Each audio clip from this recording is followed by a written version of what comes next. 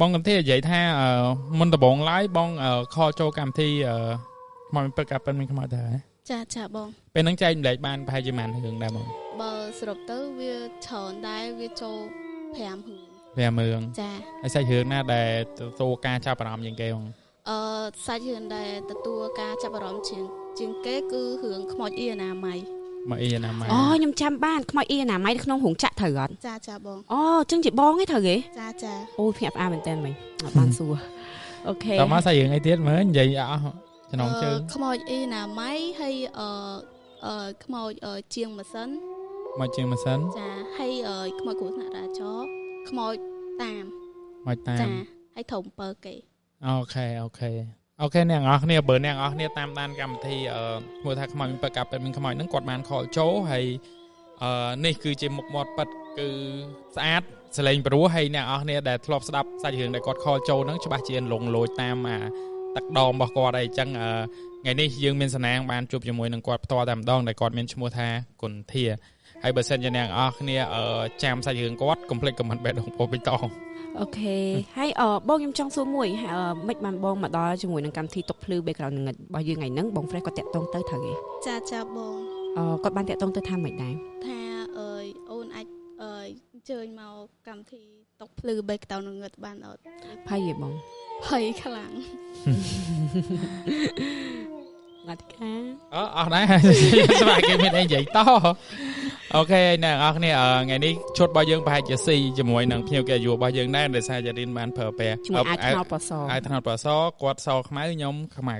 ចឹងរៀងលយដែរហើយជាមួយនឹង set design របស់យើងបែបឃ្លាំងចាស់ដោយសារសាច់រឿងរបស់គាត់ក៏តាក់ទងនឹងរោងចក្រដែរអញ្ចឹងយើងធ្វើឲ្យវារៀងស៊ីគ្នាអញ្ចឹងអាប់សូខ្លះក៏យើងបានoutdoorទៅអាប់សូខ្លះក៏យើង indoor ទៅយើងឲ្យអ្នកនរគ្នាមើលពីមួយសប្តាហ៍ទៅមួយសប្តាហ៍គឺមានរសជាតិថ្មីរហូតបងទាំងអស់គ្នាសម្រាប់បងដែលគាត់កំពុងតែទស្សនាជាមួយកម្មវិធីតុកភ្លឺ background ងឹតគឺពួកយើងអត់បានថត green screen ទេគឺពួកយើងតែងតែថតនៅលើទីតាំងពិតដូចឥឡូវដែលពួកខ្ញុំថតហ្នឹងគឺនៅក្នុងឃ្លាំង Justin Miracle ផ្ទាល់តែម្ដងហើយជួនកាលទៅយើងថតនៅវត្តយកដែលថត green screen នេះបងទាំងអស់គ្នាពេលខ្លះចឹងទៅយើងជួបឧបសគ្គជាមួយនឹងការខ្យល់ភ្លៀងភ្លើងអីមកគ្រប់មួយសែតហ្មងអញ្ចឹងរហដងគេថាយើងថត green screen ហ្មងអធិការបើ green screen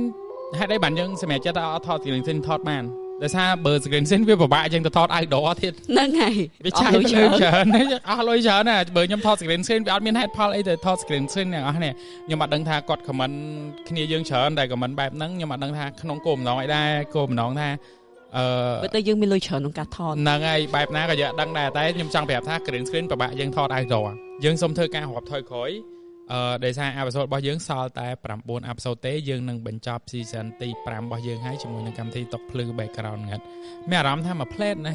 មួយផ្លែតបងប៉ុន្តែយើងថតយូរមួយថ្ងៃយើងថតចូល4-5អេពីសូតចូលគ្នា season នេះមានអារម្មណ៍ថាចម្លែកច្រើនយើងបានជួបជាមួយនឹងអ្នកដែលគាត់និយាយរឿងប្លែកជាពិសេសគឺតួថ្មីហើយដែលយើងមកសម្ភាសយើងគិតថាប្រហែលជាសាច់រឿងគាត់ដល់ថ្នាក់ហ្នឹងឯងប៉ុន្តែវាធ្វើឲ្យយើង plot twist ធ្វើឲ្យយើងសក់ធ្វើឲ្យយើងស្ទើរថាខ្ញុំទៅផ្ទះវិញចង់ប្រសាទទៅសាច់រឿងប្លែកដែលយើងអត់ដែលបានដឹងបានឮហើយរបៀបថារឿងអបិយជំនឿដូចគ្នារឿងមនុស្សអីដូចគ្នាប៉ុន្តែបែបចម្លែកដែលយើងអត់ធ្លាប់បានស្ដាប់ចាបាទហើយភ្ញៀវកិត្តិយសយើងគឺថ្មីមុខថ្មីច្រើនណាសម្រាប់ season ទី5របស់យើងនេះហើយក៏បញ្ជាក់បន្ថែមទៀតដែរយើងនឹងធ្វើការរាប់ថយក្រោយដូចខ្ញុំនិយាយមិញអញ្ចឹងគឺសល់តែ9អេពីសូតទេយើងនឹងលាចាក់អ្នកនរគ្នាមួយសារទៀតហើយតែលាចាក់សារនេះមិនដឹងលាចាក់បែបចប់ដោយបរិបូរឬក៏ចប់31មួយឆ្នាំបងនៅសម្រាប់សិនទេណាប៉ុន្តែបើពីខ្ញុំទៅប្រហែលជានឹងរកអីថ្មីជូនទូនិកជនទាំងអស់គ្នាកុំបារម្ភដូចជាមួយនឹងកម្មវិធីខ្មោចមានប្រកាសមានខ្មោចខ្ញុំប្រហែលជាត្រូវធ្វើការដូរឈ្មោះហើយជាមួយនឹង main sponsor របស់យើងគឺ Justin Miracle ដដែលអូខេយើងនៅតែបន្តទៅមុខទៀតអញ្ចឹងកុំឲ្យខកពេលបងចាំស្ដាប់យូរអញ្ចឹងមុនចូលសាច់រឿងខ្ញុំសូមឲ្យបងទាំងអស់គ្នា subscribe ជាមួយនឹង channel Smart Asita មួយកុំភ្លេចឲ្យបេះដូងបបៃតងផងអូខេបកត្រឡប់ទៅលើបងកុនធាវិញបងសាច់រឿងទី1របស់បងកុនធាថ្ងៃហ្នឹងបងនឹងលើកយកសាច់រឿងអីគេដែររឿងខ្ញុំចាំជាតិពេលដែលខ្ញុំស្លាប់វ៉ាវពេលចាំជាតិពេលដែលបងស្លាប់នៃជាតិមុនត្រូវទេបងអូខេអញ្ចឹងបងអាចចាប់ផ្ដើមសាច់រឿងបានការពេលដែលខ្ញុំចិត្តដាច់ខ្យល់ស្លាប់ហ្នឹងខ្ញុំចង់ប្រាប់ថាពេលហ្នឹងគឺកើតមេរោគអេដហើយពេលដែលខ្ញុំកើតហ្នឹងគឺខ្ញុំឆ្លងពីប្តីខ្ញុំអតីតជាតិបងចាបងហើយជាតិមុនហ្នឹងខ្ញុំមានកូនមួយចាហើយកូនពេលដែលខ្ញុំស្លាប់ហ្នឹងគឺកូនខ្ញុំមានអាយុ 6-7 ឆ្នាំហើយពេលដែលខ្ញុំរៀបចំស្លាប់តែណាហាចិត្តដាច់ខ្យល់ស្លាប់ហ្នឹងគឺខ្ញុំឃើញម៉ាក់ប៉ាខ្ញុំបច្ចុប្បន្នហ្នឹងគឺនៅគៀនខ្ញុំហើយខ្ញុំខ្ញុំអត់ទាន់ឈឺហ្នឹងខ្ញុំតែងតែជួយម៉ាក់ប៉ាខ្ញុំអីចឹងណាតែតែមានអីចេះតែឲ្យគាត់អីចឹងជាតិមុនគឺខ្ញុំចិត្តល្អហើយពេលដែលខ្ញុំចិត្តស្លាប់ហ្នឹងខ្ញុំក៏ហៅគាត់មកចិត្តហៅថាចេះបើថាមីងមិនមកទៅគឺមីងនឹងសុំក្មួយឯងនៅជាមួយក្មួយឯងឲ្យនៅអត់ហើយម៉ាក់ខ្ញុំក៏ប្រាប់ថាឲ្យនៅហើយពេលហ្នឹងខ្ញុំក៏រៀបចំដាច់របៀបថាដូចមនុស្សខ្យល់កទៅហ្មងហើយពេលដែលខ្ញុំចិត្តស្លាប់ហ្នឹងខ្ញុំឃើញមានបរិបទ2នាក់វារឿងលក្ខណៈថាធំហ្មងណាម្នាក់មួយកាន់ដបងហើយម្នាក់មួយកាន់ច្រវាក់រូបផិនភាកមុខមាត់អីគឺដូចអសុរៈចឹងដូចយៈចឹងបងហើយពេលដែលខ្ញុំស្លាប់ចិត្តដាច់ខ្យល់ស្លាប់ហ្នឹងគឺគាត់អត់មានប៉ះរូបរាងកាយខ្ញុំទេប៉ុន្តែខ្ញុំគឺចាញ់ពីរូបរាងកាយខ្ញុំមិនតែទៅហ្មងហើយគាត់និយាយបាន12-3ម៉ាត់ទេថាឲ្យដើរមកតាមគាត់តែគាត់អត់មានប៉ះរាងកាយយើងឬមួយក៏វាយយើងអីអត់ទេពេលដែលខ្ញុំដើរទៅជាមួយគាត់ហ្នឹងគឺជុំវិញខ្លួនខ្ញុំគឺភ្លឺ2ម៉ែត្រ4ជ្រុងហើយពេលដែលខ្ញុំដើរទៅជាមួយគាត់ហ្នឹងមានអារម្មណ៍ថាគឺដើរយូរតែលក្ខណៈថាមានអារម្មណ៍ថាហត់ទេម្លងពេលហ្នឹងគឺមានតាម្នាក់គាត់កាន់ចង្គៀងមកហើយផិនភាករបស់គាត់ហ្នឹងពាក់ក្បិនបងកម៉ាបតែពណ៌សរបៀបដូចតាបក់ចឹងហើយគាត់សក់សគាត់កាន់ចង្គៀងមកគាត់ផាវខ្ញុំថាចៅមកតាមតាហើយមនុស្សប្រុស2នាក់ហ្នឹងមុននឹងគាត់ឲ្យខ្ញុំទៅហ្នឹងគឺគាត់ប្រាប់ខ្ញុំថាទៅចាប់ជាតិក្រោយជាលើកចុងក្រោយហើយខំប្រឹងធ្វើបុណ្យឲ្យបានច្រើនពេលដែលខ្ញុំទៅហ្នឹងតាគាត់ប្រាប់ថាឲ្យកាន់ជាយកម៉ាគាត់ឲ្យជាប់អត់ឲ្យប្រឡែងទេឡងពេលដែលគាត់ខ្ញុំទៅមួយគាត់អីចឹងណាខ្ញុំក៏កាន់ជាយកម៉ាគាត់ហើយពេលដែលខ្ញុំដើរទៅហ្នឹងរបៀបថាអត់មានអារម្មណ៍ថាដើរទេដូចហោះតាមក្រោយគាត់ចឹងប៉ុន្តែតាគាត់លក្ខណៈជើងគាត់ដើរប៉ុន្តែកែងជើងគឺអត់ដល់ដីទេដូចដើរចុងជើងផើចឹងណាហើយពេលហ្នឹងខ្ញុំមិនដឹងថាម្លងពេលហ្នឹងគឺត្រូវខ្ញុំត្រូវមានកម្មអីទេពេលហ្នឹងខ្ញុំក៏ឮសលេងគេហៅហើយតាគាត់ប្រាប់ឲ្យថាពេលដែលដើរទៅជាមួយគាត់ហ្នឹងពេលគេហៅអីឬមួយក៏ស្រែកអីគឺកុំចាប់អារម្មណ៍អ្វីទាំងអស់ដាក់ចាំតែដើរទៅជាមួយតាទៅមុខមកហើយខ្ញុំក៏របៀបថាពេលហ្នឹងរៀងភ្លេចគេហៅឈ្មោះខ្ញុំកជ្រឹបហៅឈ្មោះខ្ញុំព្រោះអីជាតិមុនខ្ញុំឈ្មោះកជ្រឹបដល់ពេលហើយហៅទៅខ្ញុំក៏ច្រឡំប្រឡែងកម្មាហ្នឹងឆ្លើយមួយគេពេលដែលប្រឡែងកម្មាភ្លាមឆ្លើយមួយគេភ្លាមគឺជុំវិញខ្លួនខ្ញុំគឺងឹតឆឹងហើយស្លឹងមើលកន្លែងណាក៏ឃើញដើមឈើធំដែរដូចនៅក្នុងព្រៃជ្រៅចឹងហើយគេលក្ខណៈខាងគេនោះគឺមានមាសធំគេវាយគេធ្វើបាបខ្ញុំហើយគេខ្វាចនិយាយទៅគេធ្វើបាបយកហ្មងហើយគេបទាញបតុងចឹងចាទាញបទាញបតុងថាឲ្យទៅនៅជាមួយគេធ្វើបរិវារគេចឹងណាពេលហ្នឹងខ្ញុំស្រែកហៅតើជួយចៅផងហើយ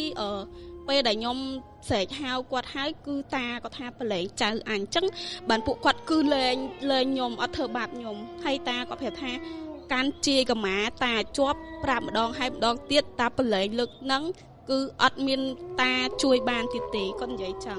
ហើយពេលហ្នឹងខ្ញុំក៏ដើរតាមគាត់ទៀតណាគេហៅអីគឺខ្ញុំអត់ចាប់អារម្មណ៍ទេខ្ញុំដឹងថាកាន់ជាកម្មាគាត់ដល់ពេលដល់កន្លែងមួយលក្ខណៈថាកន្លែងហ្នឹងវារៀងភ្លឺខ្លាំងណាតែមិនមែនភ្លឺសស្វាទេគឺដូចចង្គៀងចឹងប៉ុន្តែរៀងភ្លឹមប៉ុន្តែជុំវិញខ្លួនគឺភ្លឺខ្លាំងហើយគាត់ប្រាប់ថាចេះពេលដែលទៅចាប់ជាតិហ្នឹងណាព្រោះអ្នកណាដែលយើងពីមុនយើងធ្លាប់ជួយគេពេលហ្នឹងខ្ញុំអត់មាននឹកឃើញណាគេទេនិយាយទៅមនុស្ស3នាក់ដែលខ្ញុំនឹកឃើញដែលខ្ញុំធ្លាប់ជួយគេទី1បងប្អូនជីដូនមួយខ្ញុំទៅសុំគេទៅគេថាគេអត់ព្រមយកកូនទេគេអត់តន់យកកូនគេអត់តន់ធូធីអីចឹងទី2មិត្តភ័ក្តិពេលដែលខ្ញុំទៅសុំគេទៅគេថាគេកូនច្រើនណាគេអត់យកទៀតទេគេអត់ឲ្យនៅទេដល់ពេលទី3មិននឹកឃើញដល់ម៉ាក់ខ្ញុំបច្ចុប្បន្នហ្នឹងណាខ្ញុំក៏ទៅសុំគាត់ពេលហ្នឹងខ្ញុំទៅសុំគាត់ថាសន្យាមួយគាត់ថាបើខ្ញុំបានទៅនៅជាមួយគាត់ខ្ញុំអត់ឲ្យម៉ាក់ខ្ញុំពិបាកទេពេលហ្នឹងណាម៉ាក់ខ្ញុំថាអត់អីទេឲ្យតែមីងឯងមកនៅខ្ញុំបានឲ្យតែមីងឯងមកនៅមួយខ្ញុំទេពេលហ្នឹងក៏លក្ខណៈហាគ្រាន់តែម៉ាក់ខ្ញុំនិយាយពេលហ្នឹងគឺខ្ញុំអត់ដឹងអីទាំងអស់គឺស្ងាត់ហ្មងហើយ ពេលដែលខ្ញុំចាប់កណាត់មួយម៉ាក់ខ្ញុំអាយុប្រហែលជា5ឆ្នាំ76ឆ្នាំខ្ញុំលងទឹកពីងដោយសារម្ដាយដើមយកកុំបានគុណបុណ្យតាជួយទេតាខាងម៉ាក់ហើយចង់ប្រាប់ថាផិនភៀកពីងណាទៀបទេប៉ុណ្្នេះទេហើយខ្ញុំលងទឹកពីងទូចទេពីងហ្នឹងគេសម្រាប់ដាក់ប្រហុកតែពេលហ្នឹងអស់ប្រហុកហើយក៏ម៉ាក់គាត់យកទៅដាក់នៅយ៉ាបផ្ទះអីចឹងគ្រាន់ទុកលៀងជើងឡើងផ្ទះអីចឹងណាខ្ញុំលងពីងទឹកពីងហ្នឹងហើយពេលដែលខ្ញុំលងទឹកពីងហ្នឹងគឺខ្ញុំអត់ដឹងខ្លួនរយៈពេល1ថ្ងៃពេញអត់មាននឹងហើហ្មងដូចផ្លឹកចឹងប៉ុន្តែខ្លួនគឺនៅក្តៅធម្មតាហើយពេលដែលខ្ញុំផ្លឹកហ្នឹងខ្ញុំអត់ដឹងថាខ្ញុំផ្លឹកទៅណាទៅណីទេគឺខ្ញុំអត់ដឹងទេខ្ញុំអត់ចាំទេខ្ញុំដឹងរឿងមកក្រោយហ្នឹងគឺម៉ាក់ខ្ញុំគាត់និយាយប្រាប់ថាខ្ញុំម្ដាយដើមចង់យកហើយពេលដែលខ្ញុំកើតមកហ្នឹងខ្ញុំមានសនំសវ៉ាពាក់ឈៀងហើយមានអាស្រមពោះកើតមកគឺស្រោបក្បាលខ្ញុំយកហ្មងហើយពេលហ្នឹងម៉ាក់ខ្ញុំតាខ្ញុំគាត់ថាឲ្យទុកឲ្យស្រួលបួពេលដែលខ្ញុំផ្លឹកហ្នឹងណាពេលខ្ញុំដឹងខ្លួនណាខ្ញុំឃ្លានខ្លាំងរបៀបថាបាយមួយឆ្នាំងគឺខ្ញុំអាចហូបម្នាក់ឯងអស់អីពេលហ្នឹងម៉ាក់ខ្ញុំតាខ្ញុំសួរថាអាចផ្សិតដែលខ្ញុំពាក់ឈៀងហ្នឹងណាកើតមកហ្នឹងណាគាត់សួរនៅណាគាត់សួរម៉ាក់ខ្ញុំថាយកទុកលើហឹងពេលដែលម៉ាក់ខ្ញុំទៅរកមើលគឺរកអត់ឃើញទេការជំនាន់ហ្នឹងគឺមានផ្ទះខ្ទមហើយអត់មានថាដូចផ្ទះថ្មវាសបោកដោសបោអីចឹងណាប្រហែលជាកដោពណ៌អីចឹងហើយពេលហើយម៉ាក់ខ្ញុំរត់ឃើញចឹងអត់ដឹងធ្វើមិនទេគ្រាន់តែតាគាត់ថាតាមដំណើរទៅតែដឹងថាឲ្យគ្រូមើលអីចឹងគេថាម្ដាយដើមចង់យកហើយអត់ដឹងថាម្ដាយដើមខ្ញុំណាគេគឺខ្ញុំអត់ដឹងទេដឹងតែ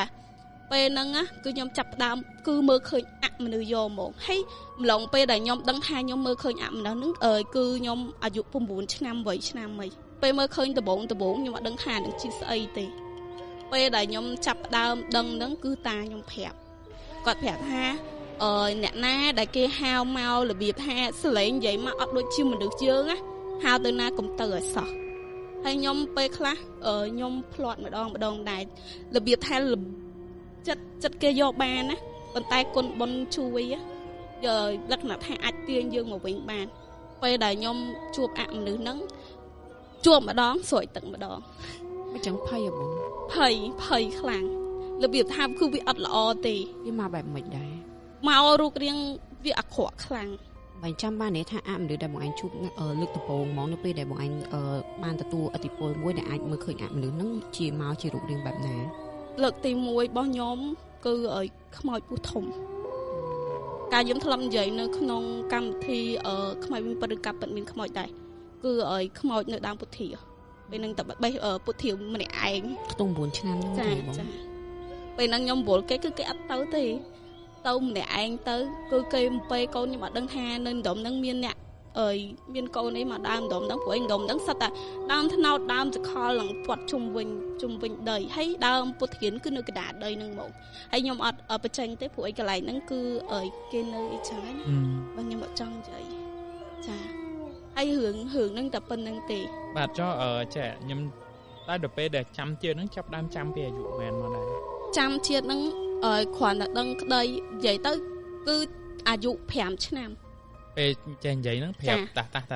រាប់ចឹងទៅថាអានេះកូនអញនិយាយចឹងមកនិយាយចឹងនិយាយប៉ៃឡាំទេចាតែយើងកើតក្នុងស្រុកភូមិហ្នឹងដដែលស្រុកភូមិហ្នឹងដដែលតែត្រូវជាបងប្អូនសដូនមួយតែសាច់ឆ្ងាយដឹងកូនចៅបងប្អូនមួយសំបីតាប្តីហ្នឹងក៏បងប្អូនចរនមួយខ្ញុំបកកើតតែខាងយាយមួយទៀតតាខ្ញុំមានប្រពន្ធ2យាយខាងខ្ញុំគឺប្រពន្ធចុងដល់ពេលយាយរបស់ប្តីខ្ញុំដែលគាត់ចាប់ជាតិហ្នឹងគឺប្រពន្ធដើមតន់ចាអញ្ចឹងអ្នកនរអស់គ្នាស្ដាប់តន់ណាបើស្ដាប់អត់តន់ខែឲ្យស្ដាប់ភាសាទៀតទៅបាទអូខេអានេះស្តៀងរឿងបងសុផារីដែរគាត់នៅចាំដល់ឥឡូវចឹងខ្ញុំចាប់អារម្មណ៍ពួកអីបើសិនជាគាត់អាចបកត្រឡប់សាច់រឿងបានចង់សួរអតីតកាលគាត់ជាតិមុនឮថាមុននឹងស្លាប់ហ្នឹងគាត់មានជំងឺប្រចាំកាយដូចគាត់ប្រាប់មិញជំងឺដូចជាជំងឺមេរោគអេដส์ចង់ដឹងថានៅចាំបានអត់ថាបញ្ហាគ្រួសារយើងជំនាន់ហ្នឹងជួបបញ្ហាអីគេខ្លះអញ្ចឹងណាបងអត់ចាំទេចាំតែថ្ងៃស្លាប់ទេពេលស្លាប់ទេអូខេបងអាចចាំថាខ្លួនឯងធ្លាប់រកស៊ីអីធ្វើការអីខ្លះអត់ទេអូខេ ចឹងបានន័យថាយើងចាំតាមមួយចំនួនចុងក្រោយ ចា មុននឹងមកជាតិថ្មីនេះដែរ ចាតែខ្ញុំអាចបកទៅក្រោយបន្តិចបាន បានចឹងមក ពេលដែលខ្ញុំចិត្តដៃខ្យល់ស្លាប់ហ្នឹងណាមានសលេងតាចាស់ដូចគ្នាគឺមកខ្សឹបទៅជាតិខ្ញុំប្រាប់ថាចេះពុទ្ធោចៅឲ្យខ្ញុំនិយាយថាពុទ្ធោចៅ នឹងគេកំពុងឲ្យធំ ចាលឺតែពុទ្ធោចៅឲ្យខ្ញុំទិញតាមគាត់ពុទ្ធោតែអត់បាននិយាយថាពីតាពុទ្ធោអរហង្គអត់កើតរបៀបហាមមនុស្ស យើងអស់ខ្យល់ ចាបានតែត្រឹមពុទ្ធោហើយទៅហ្មង តែបងមានចាំថាពេលរយៈពេលដែលបងស្លាប់ដល់បងចាប់កណ្ដាលមកវិញរយៈពេលប្រហែលឆ្នាំហ្នឹង អត់ចាំទេ តែមានសួរអ្នកក្នុងភូមិថាឥឡូវយើងចាំជាតិហើយថាយើងជាបុគ្គល A ហ្នឹងប៉ុន្តែយើងចំណាយពេលប្រហែលឆ្នាំបានយើងកើតមកបាន5ឆ្នាំហ្នឹង ខ្ញុំធ្លាប់សួរម៉ាក់ខ្ញុំថាម្លងពេលប្រហែលជាមួយឆ្នាំ2ឆ្នាំ 1ឆ្នាំ2ឆ្នាំដែរអូ លឿ ខេ នដែរធ្លាប់ទៅតលេងផ្ទះចាស់ហី ផ្ទះចាស់ជាតិមុនគឺនៅជាប់ផ្ទះខ្ញុំប្រហែលជាម្លងប្រហែលជា5 6 6ផ្ទះ 5 ជិះគ្នាក្នុងភូមិតែមួយអូខេតែដឹងក្លុកក្លេតទាំងផ្ទះទាំងអស់ គឺដឹងទាំងអស់ តាំងក្មេងមកហ្មង ចា ខ្ញុំលើកថាគេចាំជាតិណាពេលទៅដល់ផ្ទះគេវិញផ្ទះចាស់គេវិញណាគេប៉ះអានេះគេដឹងឮថាគេធ្លាប់ធ្វើអីខ្លះមកហ្នឹងខ្លះអានេះធ្លាប់យើងសុភាអ្នកដែលធ្លាប់ចាំជាតិណាប៉ះអានោះអញ្ចឹងមកគាត់អញ្ចឹងដែរថា ដូចគ្នា ចលក្ខណៈណាមាន ពេលហ្នឹងខ្ញុំស្ដីឲ្យប្អូនខ្ញុំ ស្ដីឲ្យថាម៉េចដែរ ស្ដីឲ្យថាចេះរបស់អញស្រឡាញ់មកយកទៅដុតចោលអញ្ចឹង ល្បាយគេបងល្បាយគេ ជាតិមកខ្ញុំចូលចិត្តធ្វើខ្លួន គឺមេអាប់ អត់ទេរបៀបថាកៅអៅណាស្អាតគឺស្រឡាញ់បត់ទុកឲ្យពាក់តែកាចាស់ទេ ចាវិញបពួកខ្ញុំមានកៅអៅថ្មីពាក់ដល់ខ្ទេច ជាផ្សេងពាក់ជាចេញក្រៅខ្ញងហ្មង ខ្ញងអូខេបងប្អូនទាំងអស់គ្នាបានស្ដាប់ជាមួយនឹងបងសាច់រឿងបងគុន្ធាហើយគឺគាត់បានចាំជាតិចាំមុនពេលដែលគាត់បានចិត្តផុតស្លាប់ហើយអញ្ចឹងគាត់ចាំជាលក្ខណៈថាពេលដែលមនុស្សដែលយើងចិត្តផុតស្លាប់ហ្នឹងគាត់បានដើរទៅតាមអីគេខ្លះអីអញ្ចឹងទៅតម្រាំទៅបានចាប់ជាតិថ្មីអញ្ចឹងងាកទៅលើបងអធិការវិញគាត់កំពុងតែខ្ញុំសម័យអត់ទេខ្ញុំមិនភ្លេចខ្លួនទេសម័យថាចុះបែកជាចាំជាតិមុនជាតិទៅមិនដែរណាអ្នកអស់នេះប្រហែលឆ្ងល់ថាបែកជានឹងគេចាំថ្ងៃណាមួយខ្ញុំនឹងបង្ហាញមុខបែកជាទៅកាន់អ្នកអស់គ្នាឲ្យបានស្គាល់ដែរ ចាំដាក់ screen ទៅលើពីត្អូន អ្នកអស់គ្នាឃើញយ៉ារីនសម្រស់ស្រស់ស្អាតអីអញ្ចឹងគឺរៀបចំដោយបែកជាហ្នឹង ចាអធិស្ឋានឲ្យថតម៉ោង 12 អញ្ចឹងខ្ញុំងើបតាំងម៉ោង 8 គាត់ធ្វើសប្តាហ៍ទៅនិយាយរឿងថ្ងៃហ្នឹងមានព្រឹត្តិការណ៍អីគេខ្លះនៅក្នុងបណ្ដាញសង្គមអីអញ្ចឹងណានិយាយទៅក៏ដល់បានច្រើនដែរតើយើងបកត្រឡប់មកជាមួយនឹងបងគុណធាវិញតើអញ្ចឹងបងសាច់រឿងទី2បងចង់លើកយកសាច់រឿងអីគេដែរបងខ្ញុំអង្គុយលើកូនព្រាយចាប្រហែលជាអាយុប៉ុន្មានកាលហ្នឹងរៀនថ្នាក់ទី 4 ចាជាអមនុស្សដំបូងឬក៏ជាអមនុស្សបន្តមកអូខេខ្ញុំជួបប្រហែលជា6 7រឿងហើយបានចរហ្នឹងអូខេបងតើពី6 7រឿងទៀតចេះជួបខ្មោចអមនុស្សលើកទី1ហ្មងអាយុប៉ុន្មានលើកទី1ហ្នឹងខ្ញុំរៀនថ្នាក់ទី 3 ហើយជា9ឆ្នាំអូខេឥឡូវមុនចុះសាច់រឿងទី2យើងសម្ភាសគាត់ពីការដែលគាត់ជួបអមនុស្សតាំងពីអាយុ9ឆ្នាំតិចណាបាទចាមិនដែរបងអមនុស្សដែលបងជួបមានបែបផែនមិនខ្លះដែរ9ឆ្នាំឃើញលើកទី1ឃើញលើកទី1ហ្នឹងខ្ញុំពេលហ្នឹងខ្ញុំវល់មកភ័ក្រខ្ញុំទៅបេះពុទ្ធាហ្នឹងហើយប៉ុន្តែខ្ញុំអត់បញ្ចេញឈ្មោះភូមិទេនាំគ្នាចូលចិត្តលេងបាញ់តាំងអីស្គាល់អត់ហ្នឹងហើយកស៊ូចងមួយច្បាក់ហើយពេលហ្នឹងខ្ញុំលួចយកច្បាក់ចងឲ្យយកមកឆាក់ធ្វើកស៊ូបាញ់តាំងពេលហ្នឹងពួកម៉ាក់ខ្ញុំគាត់វក់លេងអញ្ចឹងគាត់អត់ទៅបេះពុទ្ធាមួយខ្ញុំទេពួកអីរត់ដងទៅម្ដងជាងការ3នាក់4នាក់អីចឹងមានគ្នាដល់ពេលម្ដងហ្នឹងលក្ខណៈថាគេអត់ទៅអញ្ចឹងយើងឃ្លានពេលហ្នឹងខ្ញុំក៏យកក្បិតរបស់តាខ្ញុំណាពេលហ្នឹងខ្ញុំនៅមួយតាក្បិតរបស់តាខ្ញុំហ្នឹងតាគាត់សួរទៅណាខ្ញុំថាទៅបេះពុទ្ធាហូបទៅមួយដែរគេខ្ញុំចេះតែនិយាយរលេះថាទៅមួយមិត្តភក្តិពេលហ្នឹងខ្ញុំទៅហ្នឹងពួកម៉ាក់ខ្ញុំហ្នឹងវាថាវាអត់ទៅទេចាំតិចទៀតចាំវាទៅតាមក្រួយហើយខ្ញុំទៅតែឯងដល់ពេលខ្ញុំទៅខ្ញុំប្រាប់ពីភិនភាកស្រែហ្នឹងគឺនៅជាប់ខ្នល់លំម្លងស្រែមួយបណ្ដោះខ្នល់លំហើយជុំវិញស្រែហ្នឹងគឺមានដើមត្នោតច្រើនណាស់ហើយមានតាំងពីដើមសកលនិយាយទៅឡើងស្ដុកហ្មងឡើងមើលខាងខ្នត់ឃើញហើយនៅកណ្ដាលដីហ្នឹងមានដើមពុទ្ធាមួយដើម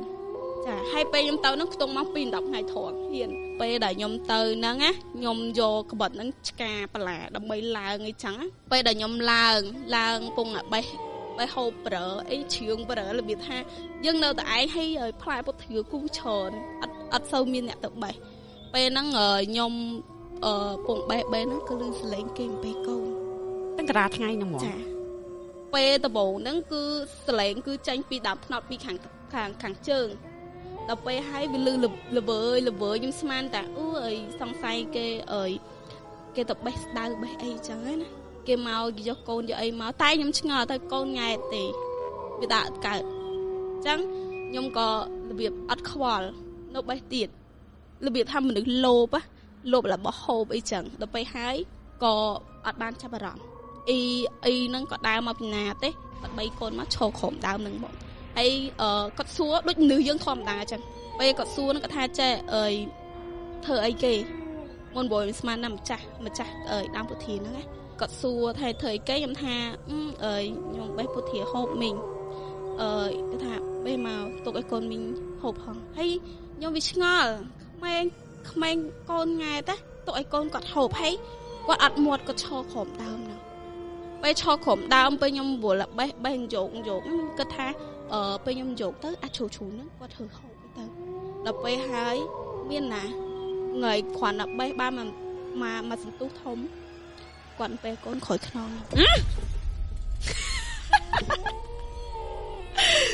យើងនៅលើដើមធានហ្នឹងចាគាត់មកពេលកូនក្រោយខ្នងខ្ញុំគាត់សួរថាកូនគាត់ស្អាតអត់អូយលើដើមពុធាបើខ្ញុំធ្លាក់ពីលើដើមធានហ្នឹងបាត់តោះតបងគាត់ក្នុងសលៀមពាក់អីគេដែរសម្លៀកបំពាក់ហ្នឹងនិយាយទៅខ្មៅលាយសពដាក់លក្ខណៈថាវាដុំដូចតែមនុស្សប្រឡាក់ឈាមកកដុំចឹងនិយាយទៅខ្ទក់មានឈាមដកមានឈាមកកដុំចឹងតែវាមិនមែនជាឈាមមកច្បាស់ហ្មងឯងអត់ឃើញច្បាស់ទេអាហ្នឹងវាដីហ្នឹងដល់ពេលហើយខ្ញុំងាកទៅគ្រាន់ឃើញចឹងភ្ញាក់ធ្លាក់កបិតទៅក្រោមពេលហ្នឹងយកកបិតមកនិយាយទៅហ្នឹងហើយឡើងដើមពុធាឆ្កាក្រោមតែយើងយកឡើងទៅលើកន្លែងមេដែលយើងត្រូវបេះហ្នឹងវាមានបន្លាដែរយើងយកឆ្កាហ្នឹងទេហើយពេលហើយគាត់សួរថាកូនគាត់ស្អាតចុះស្អាតអត់ស្អាតអីគេបងបើមុខគាត់មិនស្អាតទេកូនគាត់ស្អាតអូខេតែឃើញកូនង៉ែតមកកូនង៉ែតហ្នឹងខ្ញុំអត់បានមើលទេខ្ញុំមើលមុខអ៊ីហ្នឹងទេឡើងហើមឡើងបាច់ខៀវហ្មងស្ពុលហ្នឹងហើយបើប្រវេមាត់វិញបាក់តួយកខ្លាំងដូចខ្មោចដែរទឹក 5-6 ថ្ងៃចឹងហើមចានិយាយមកគឺចេញខ្ទុះចេញឈាមមកតាមមាត់ហ្មងមានដល់ក្លិនអីមកអត់បើក្លិនវិញមិនបាច់និយាយទេផ្ដាំដូនដល់ជាតិក្រោយអូយនៅចាំក្លិនហ្នឹងអត់នៅចាំក្លិនហ្នឹងច្បាស់ណាស់ងាប់ជាតិក្រោយទៅក៏នៅចាំក្លិនហ្នឹងដែរក្លិនបែបណាវាស្អុយខ្លាំងស្អុយជាងកដោងាប់100ដងបែបខ្ទុះចាខ្ញុំនិយាយហ៊ានស្បត់ទៅខ្ញុំនិយាយត្រង់ពេលហ្នឹងខ្ញុំលួសព្រលឹងចោលទៅក្រោមដើមពុធានឹងខ្ពស់ណាពេលមើលទៅក្រោមទីដូចយើងជន់មកចំហៀនគឺដល់ដីមកពេលហើយខ្ញុំក៏ហក់នឹកឃើញថាចដល់ដីហក់ហ្មងទៅហក់ឆ្លោះដៃមកចំហៀនត្រូវឆ្លោះដៃនឹងសម្បីកបិតកងប់បោះតាខ្ញុំក៏យកទៅដែររត់ទៅដល់មុខផ្ទះគឺស្លាប់អីពេលហ្នឹងតាក៏គាត់ចេញមកមើលអីចឹងហើយយាយអីចឹងហើយដល់ពេលហើយគាត់យកខ្ញុំហ្នឹងទៅឲ្យលោកឲ្យលោកតាគាត់ត្រង់ដៃឲ្យព្រួយត្រៃដៃខ្ញុំវាបាក់វាអីចឹងណាភ្ញាក់ឡើងគឺស្រែកហៅហៅតាម៉ែហៅតាឪទេថាជួយខ្មោចងនិយាយទៅងឡើងបាត់ស្តិល្វើល្វីអីណាហើយបើចង់ដឹងថាពេលដែលខ្ញុំជាពីអានឹងពេលដែលស្រោចទឹកខ្ញុំរៀងបានស្លាស់ខ្ញុំអត់ស្មើរូបភាពហ្នឹងណាពេលហ្នឹងបើខ្ញុំដឹងប្រវត្តិថាក្រុមអង្គពុធាហ្នឹងមានអីគេបងខ្មោចពូធំកប់នៅក្រុមហ្នឹងអូប្តីគាត់រត់ចោលមានកប់ថងកូននៅក្នុងពូហ្នឹងហ្មងគឺអត់បានយកកូនចេញទេពេលហ្នឹងគឺអត់ញៀតចាតែមានដឹងថាគាត់ស្លាប់វិសាអីអត់គាត់តូចចិត្តប្តីរត់ចោលលងទឹកលូតទឹកឬក៏សម្លាប់ខ្លួនហ្មងចងកចឹងមិនហើមណាចាហើយចងកហ្នឹងគឺមិនអ្នកភូមិនៅក្នុងភូមិខ្ញុំទេ អ្នកភូមិចង្ហាយទៅ ចាអត់ស្គាល់ទេប្រវត្តិគាត់គឺអត់ស្គាល់ប៉ុន្តែគេនិយាយមកប្រាប់ហៀថាម្នាក់ហ្នឹងគឺប្តីរត់ឆាហើយគាត់មានកូនគឺគាត់មកចងកនដំភូមិខ្ញុំហើយអ្នកភូមិខ្ញុំគាត់អាណិតអសូរអញ្ចឹងក៏គាត់យកទៅកប់ចាអូខេវាយូរហើយរឿងនោះវាយូរហើយតាំងពីខ្ញុំអត់ទាន់កើតហ៎អូអញ្ចឹងសពហ្នឹងសពយូរដែរ ចាយូរ តែប្រហែលជាអត់អស់ឡៃអីទៅក៏នៅវើវល់គាត់ថាប្រហែលជាតាំងពីដើមវិធាននៅទូចឡើយអត់ដុំអត់មានហ្មងហ្នឹងហើយចាអត់មានដើមពុធាននៅហ្នឹងហ្មងតែគាត់ចងកមួយដើមអីចាគាត់ចងកកន្លែងផ្សេងប៉ុន្តែសាក់គាត់យកមកកកន្លែងចងកកន្លែងផ្សេងតែកប់នៅដីហ្នឹងទេប៉ុន្តែក៏មានដើមពុធានហ្នឹងដោះមកអញ្ចឹងបានថាយូរឆ្នាំដែរហើយ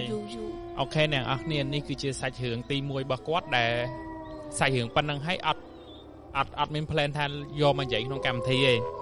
នេះគ្រាន់សាច់រឿងជួបលើកទី1ណាអូខេអញ្ចឹងយើងបន្តទៅទៀតគឺសាច់រឿងដែលគាត់គិតថាពុកម៉ែបងប្អូនទាំងអស់គ្នានឹងមានការចាប់អារម្មណ៍អញ្ចឹងយើងអាចទៅតបានរឿងដែលបានរៀបផែនការទុកមុនហើយមកនិយាយរឿងអង្គុយលើកូនព្រាយអង្គុយលើកូនព្រាយចាស្ដាប់ចំណងជើងឲ្យប្លែកបាទអូខេបងតាអូខេពេលដែលខ្ញុំជួបហ្នឹងខ្ញុំតាមខ្ញុំគិតគឺខ្ញុំរៀនថ្នាក់ទី4ប្រហែលជាបំឡងរឿងមិញហ្នឹងមួយឆ្នាំទេចាពេលដែលខ្ញុំរៀនថ្នាក់ទី4ហ្នឹងណាពេលថ្ងៃត្រង់ពេលហ្នឹងគឺខែគៀកចូលភាសាយើងចាប់ដើមជួសែហោះសែពេលហ្នឹងប៉ាខ្ញុំគាត់ស៊ីឈ្នួលហោះសែអីគេពេលហ្នឹងគាត់យកគោរបស់តាខ្ញុំយកទៅភ្ជួរសែគេហើយពេលដែលភ្ជួរហ្នឹងគឺនៅឆ្ងាយពីភូមិគេហៅដុំអូលិចចាអូលិចអូខេពេលហើយម៉ាក់ខ្ញុំគាត់រវល់អញ្ចឹងគាត់ហៅខ្ញុំហ្នឹងឲ្យយកបាយឲ្យប៉ាខ្ញុំពេលដែលខ្ញុំយកទៅហ្នឹងណាខ្ញុំអង្គុយនៅក្រោមដើមពោឲ្យដើមជ្រៃគឺដុះជាប់គ្នាហ្មងហើយដើមពោដើមជ្រៃហ្នឹងគឺនៅជាប់ស្រែប៉ាខ្ញុំភ្ជួរទេ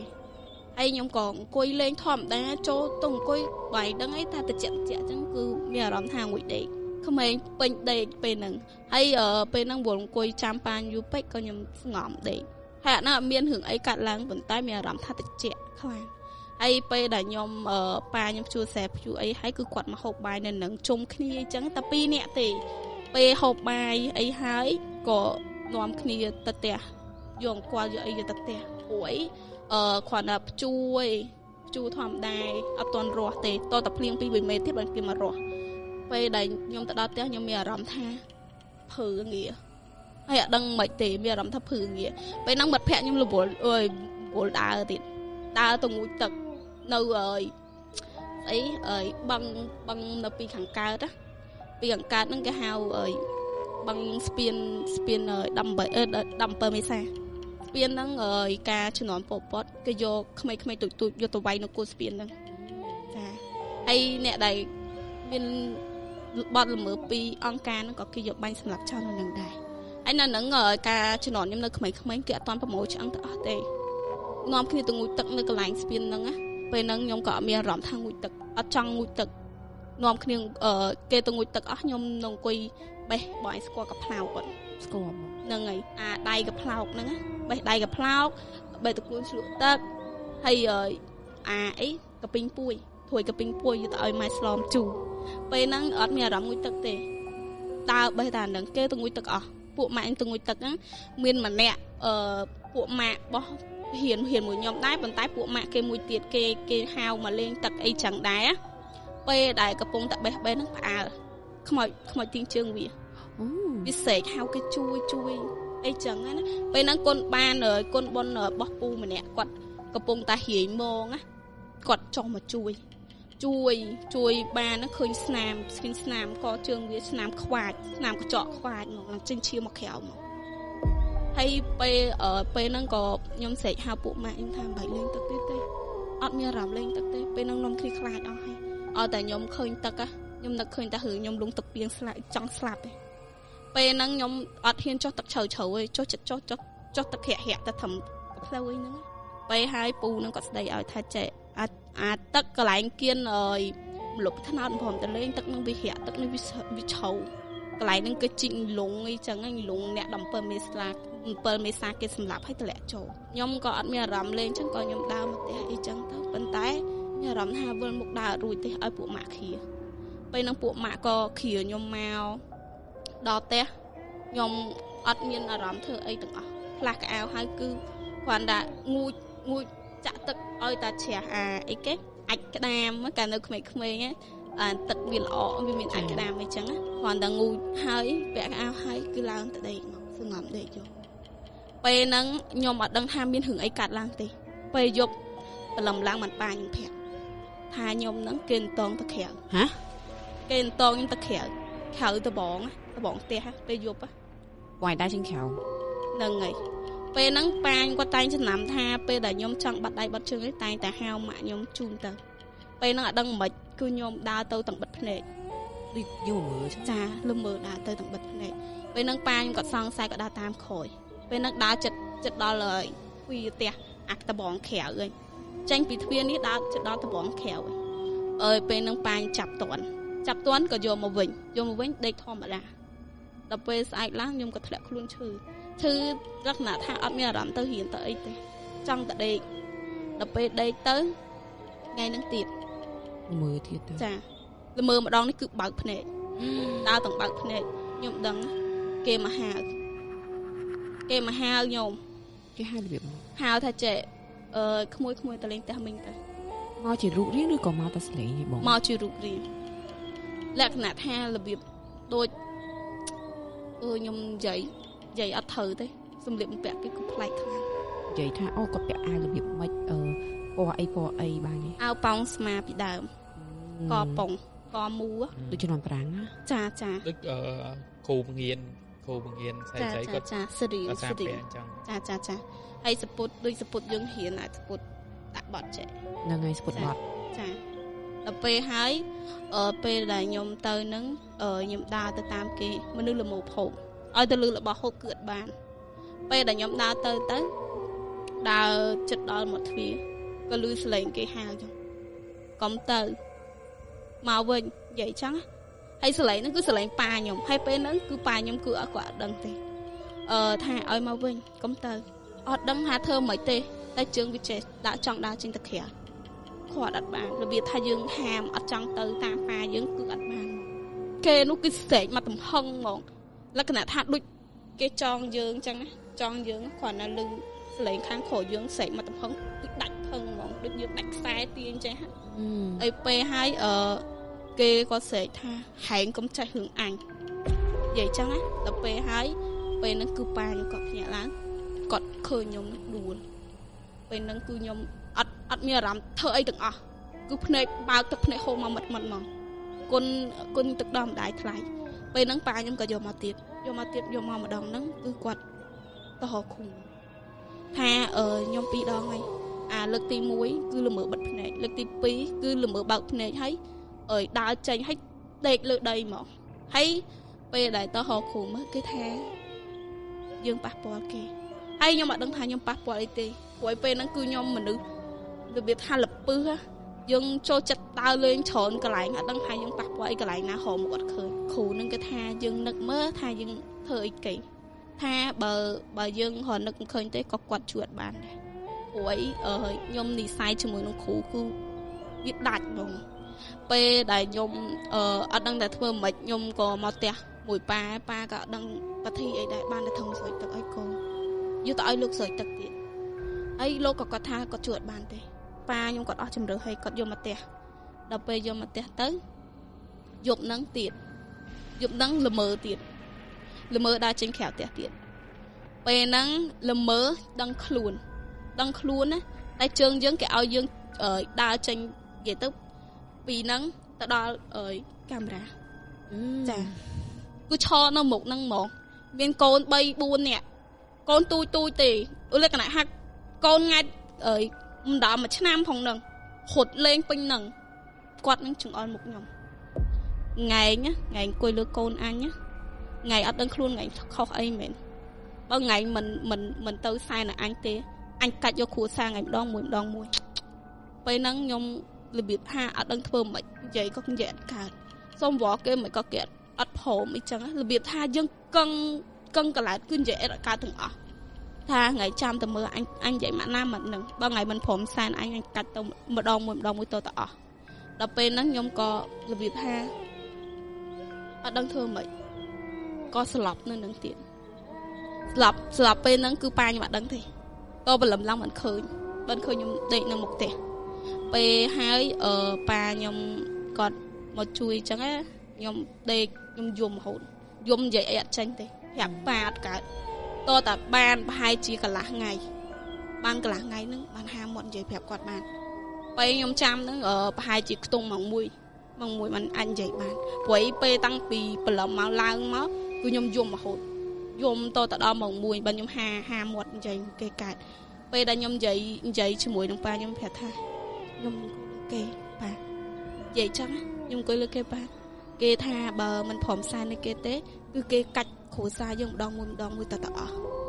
ពេលហ្នឹងបានប៉ាខ្ញុំនាំខ្ញុំទៅរកផ្ទះគ្រូទៀតរកផ្ទះគ្រូក៏ប្រាប់ហេតុផលទៅគឺគាត់ជួយខ្ញុំនិយាយមិនណានឹកទស្សនភាពពេលហ្នឹងគឺខ្ញុំបាក់ទទួលយកខ្លាំងគាត់ឲ្យខ្ញុំហ្នឹងយកសំណែនយកទៅឲ្យដាក់នៅកន្លែងដើមពោឲ្យដឹងស្រាប់ឯដើមពោហ្នឹងគឺនៅឆ្ងាយពីភូមិឲ្យខ្ញុំដើរទៅឯងក្នុងម៉ោង 12 យប់អត់ទេមកជាធ្លាប់អញ្ចឹងដែរនិយាយមកបងចាប់ប្រំមកជាអញ្ចឹងដែរ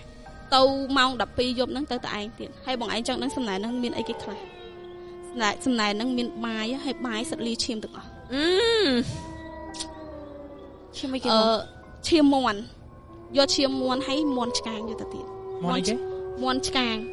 អត់ស្គាល់ទេអាមាន់អាក៏ជាមួយនឹងបាយហ្នឹងគឺអត់យកមាន់ហ្នឹងទេយកមាន់មួយទៀតអត់ដាក់អត់អាកហ្នឹងយកវះវាមកធូរចេះឲ្យចាប់ហែកឲ្យដាក់ឆ្កាងគឺឆៅដូចពេលយើងអាំងហ្នឹងហើយដូចមិនអាំងតែទាំងស្លាប់ទាំងអីទាំងហូមយកមកដោតដាក់ឆ្កាងវាឲ្យខ្ញុំកាន់អាឈើឆ្កាងនឹងមួយហើយនឹងអាបែព្រាយនឹងមួយទៅនឹងម៉ោង 12 យប់ពេលហ្នឹងណាខ្ញុំរបៀបថាចិត្តមិនចង់មិនក៏ត្រូវតែធ្វើដែរដើម្បីគ្រួសារព្រោះយើងអង្គុយលើគេយើងអ្នកដើមហេតុហើយពេលហ្នឹងក៏យើងអត់ដឹងថាយើងអង្គុយលើគេដែរព្រោះយើងមើលអត់ឃើញពេលដែលខ្ញុំដើរទៅរបៀបថាព្រឺមែនតែនវាយស្មើសម័យក្មេងអាយុ9 ឆ្នាំកាន់បាយកាន់អាមន់ឆ្កាងដែលឆ្អាបឈាមហ្នឹងទៅសែនឲ្យព្រាយហ្នឹងម៉ោង 12 យប់វាយស្មើសម័យចាញ់ពេលហ្នឹងមានតែភ្លើងមួយទេភ្លើងហ្នឹងភ្លើងទៀនប្លុងទៀតហើយភ្លឺគ្រាន់តែដើរចេញពីផ្ទះលុតបាត់ហើយដើររាវទៅមកហើយពេលដែលខ្ញុំទៅដល់កន្លែងខំដើមពោហ្នឹងថាដាក់នៅរៀងឆ្ងាយដាក់ហ៊ានទេធ្វើមិនដាក់គៀកដើមខ្លាចគេអត់ផងក៏ដាក់គៀកដើមទៅក៏និយាយពេលហ្នឹងគេឲ្យធូបតែមកតសៃទេពេលនិយាយហ្នឹងធូបហ្នឹងខ្ញុំឲ្យតាំងមកពីផ្ទះមកហើយគ្រាន់តែដល់ហ្នឹងបងឯងស្មើដល់ហ្នឹងធូបហ្នឹងចិត្តអស់ហើយហ្នឹងហើយពេលដែលខ្ញុំទៅសែនហ្នឹងខ្ញុំក៏និយាយថាសូមកុំបកកែបកាន់ខ្ញុំអី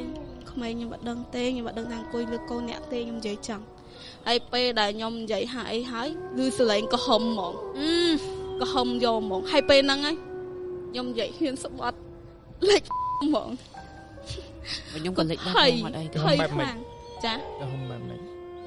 មនុស្សមកលក្ខណៈថាមនុស្សខឹងណាពេលដែលយើងនិយាយចឹងគឺគេខឹងគេថាពេលគេមកនិយាយមួយយើងពេលយើងល្មើហ្នឹងគឺគេខឹងយើងខ្លាំងយើងអង្គុយលើកូនគេទូចទេពេលដែលខ្ញុំគ្រាន់លឺចឹងហើយខ្ញុំក៏លើកដៃសាពះគេឡើងញ័រសាពះគេហើយក៏ខ្ញុំដើរចេញហើយពេលហ្នឹងគ្រូក៏ប្រាប់ដែរពេលដើរចេញមកគឺឲ្យងាកក្រោយទេពេលហ្នឹងមនុស្សយ៉ាមកហឹកក្បាលរឹងដូចដែកចង់ដឹងដើរទៅងាកក្រោយមកចឹងដឹងមិនទេម៉ែកំពុយទាំងអង្គុយហែកមាន់ម៉ែទាំងពងតាំងអង្គុយហែកមាន់តែឆ្កាងហ្នឹងចាប់បាត់ខូចតាធ្វើប្រកែបកាន់ចំណែកកូនវិញដៃអត់មានចាប់ខ្វាមចេះទេស៊ីដូចឆ្កែចឹងយកមាត់ទៅហូបចាមនុស្សអត់ឃ្លានហ្មងហើយខ្ញុំឃើញចឹងលែងភ័យបដ ாய் ដើរទៅផ្ទះធ្វើមិនដឹងអាមនុស្សរបៀបដឹងគេទទួលបានហើយហ្នឹងហើយចិត្តវាអប៉ុន្តែនៅភ័យតិចតួចខ្លាចគេតាមទៀតពេលដើរបានលងផែជាមួយសែឬសលេងគេមកលើវើអញអរគុណថ្ងៃខ្ជូតទៀតណាគេថាកូនគេហ្នឹងអត់មានអីស៊ីទេអញអរគុណថ្ងៃកូនឯងឲ្យស៊ី បានថ្ងៃមកអង្គុយសួរមួយទៀតខ្ញុំដល់ពេលចឹងរបៀបថាខ្ញុំកាត់ន័យវាចង់ឲ្យយើងមកអង្គុយទៀតថាអញអរគុណថ្ងៃកូនអញអត់ទេស៊ីខូចរស់ស៊ីតានេះពងរស់ស៊ីតាហ្នឹងហើយចង់និយាយថាបច្ចុប្បន្នហ្នឹងគឺគេកាប់ដើមពោធិ៍ចោលចាគេកាប់ដោយសារតែម្ចាស់ស្រែគេហ្នឹងមានបញ្ហាដោយសារតែគេអាសាព្យួរស្រែទៅពោហើយក៏មានបញ្ហាវាបាក់ព្យួរបាក់រស់ហើយចាមនុស្សខូចប៉ះចំអ្នកខ្លាំងវាខ្លោចចឹងចាខាងគេនោះគឺគេខ្លាំងគឺមានគ្រូគេខ្លាំងអូចាប៉ះម្ចាស់ដីហ្នឹងមែនចាម្ចាស់ដីហ្នឹងគ្រូគេខ្លាំងគេគោះទាំងរឹងហើយពេលដែលគេគោះហើយគឺកន្លែងដើមពោធិ៍ហ្នឹងខែវស្សាហ្នឹងផ្ទះបាញ់ទៀតផ្ទះបាញ់3ដងតាំងថ្ងៃហ្នឹងមកគឺស្ងាត់ហ្មងស្ងាត់អត់មានបញ្ហាអីនៅកន្លែងដើមពោធិ៍ហ្នឹងទៀតទេហើយខ្ញុំក៏មិនដែរដើរទៅមិនដែរថាចង់ដឹងចង់លឺដែរប៉ុន្តែគេនិយាយលះមកចេះស្ដាប់ទៅព្រោះយើងធ្លាប់ហើយយើងអត់មាត់ទេអ្នកភូមិអីក៏មិនសូវដឹងដែរដឹងតែគ្រួសារខ្ញុំតាប្រហែលគ្រួសារទេដែលដឹងមិនថាព្រាយខ្មោចមនុស្សអីហ្នឹងវាភ្លាវហ្មងចាវាមិនអាចអង្គុយពីលើមិនអញមើលមិនឃើញផងហើយកូនខ្លួនឯងអត់ចេះមើលចេះកាន់របៀបអញ្ចឹងហើយដល់ពេលអាងគេនេះទៅធ្វើប្រកែប្រកាន់គេដល់ថ្ងៃដើម្បីឲ្យគេសែនខ្ញុំតាមខ្ញុំធ្លាប់ឃើញព្រោះអីខ្ញុំធ្លាប់លើកអង្គុយលើកូនព្រានគឺ2ដងគេហៅខ្ញុំនឹងមីចង្រៃអង្គុយលើកូនព្រាននឹង2ដងចាស់មើលអាម្ដងទៀតនឹងមិនមើលម្ដងទៀតនឹងខ្ញុំអង្គុយលើកូនព្រានដូចគ្នាមេព្រាននឹងគឺចេញពាក់កណ្ដាលដើមហ្មងអុយពាក់កណ្ដាលដើមមិនហ៎បងក៏តែពាក់កណ្ដាលដើមទេចេញពីដើមនឹងហ្មងដើមពោដូចគ្នាខ្លួនចេញពីដើមឈើមកចាតែក្បាលទេតែធំនេះទេនេះអញនិយាយអត់និយាយទេអត់និយាយលៀនដាតមកលឹកយើងលៀនដាតមកលឹកយើងយ៉ាងពេលហ្នឹងខ្ញុំទៅបោចពាក់មួយម៉ាក់ខ្ញុំធ្លាប់និយាយនៅក្នុងក្រុមដែរពេលហ្នឹងទៅបោចពាក់មួយម៉ាក់ខ្ញុំមួយបងប្អូនមួយមិត្តភ័ក្ដិខ្ញុំពេលហ្នឹងមិត្តភ័ក្ដិខ្ញុំទៅបេះឈូកពេលហ្នឹងមនុស្សខ្ជិលខ្ញុំខ្ជិលខ្ញុំអង្គុយនៅឲ្យក្រោមដើមពោហ្នឹងដូចគ្នាតែមិនដើមពោដែរដើមពោផ្សេងអង្គុយហូបបាយលួចបាយមកហូបបាយខ្ចប់មកអ្នកបោចពាក់ទៅពេលបោចហើយបានមកហូបបាយជុំគ្នាមនុស្សខ្ជិលអង្គុយហូបបាយលួចហូបបាយមុនចាលួចហូបបាយមុនពេលហ្នឹងគេហៅបាបកម្មអង្គុយហូបបាយហ្នឹងហើយអង្គុយលើចំកូនគេទៀតពេលហ្នឹងគេយន់ដាតមកលិតពេលហ្នឹងខ្ញុំស្មានតាមិត្តភ័ក្ដិខ្ញុំវាមកលេងអញ្ចឹងណាមានណាប៉ះទៅសើម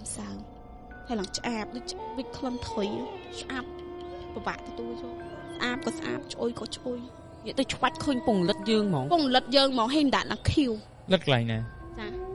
លិតចង្កអូចាចង្កខូចគ្រាន់តែលិតហើយខ្ញុំអើតមើលទៅលើពាក់កណ្ដាលដើមអូនដាតវែងមកចា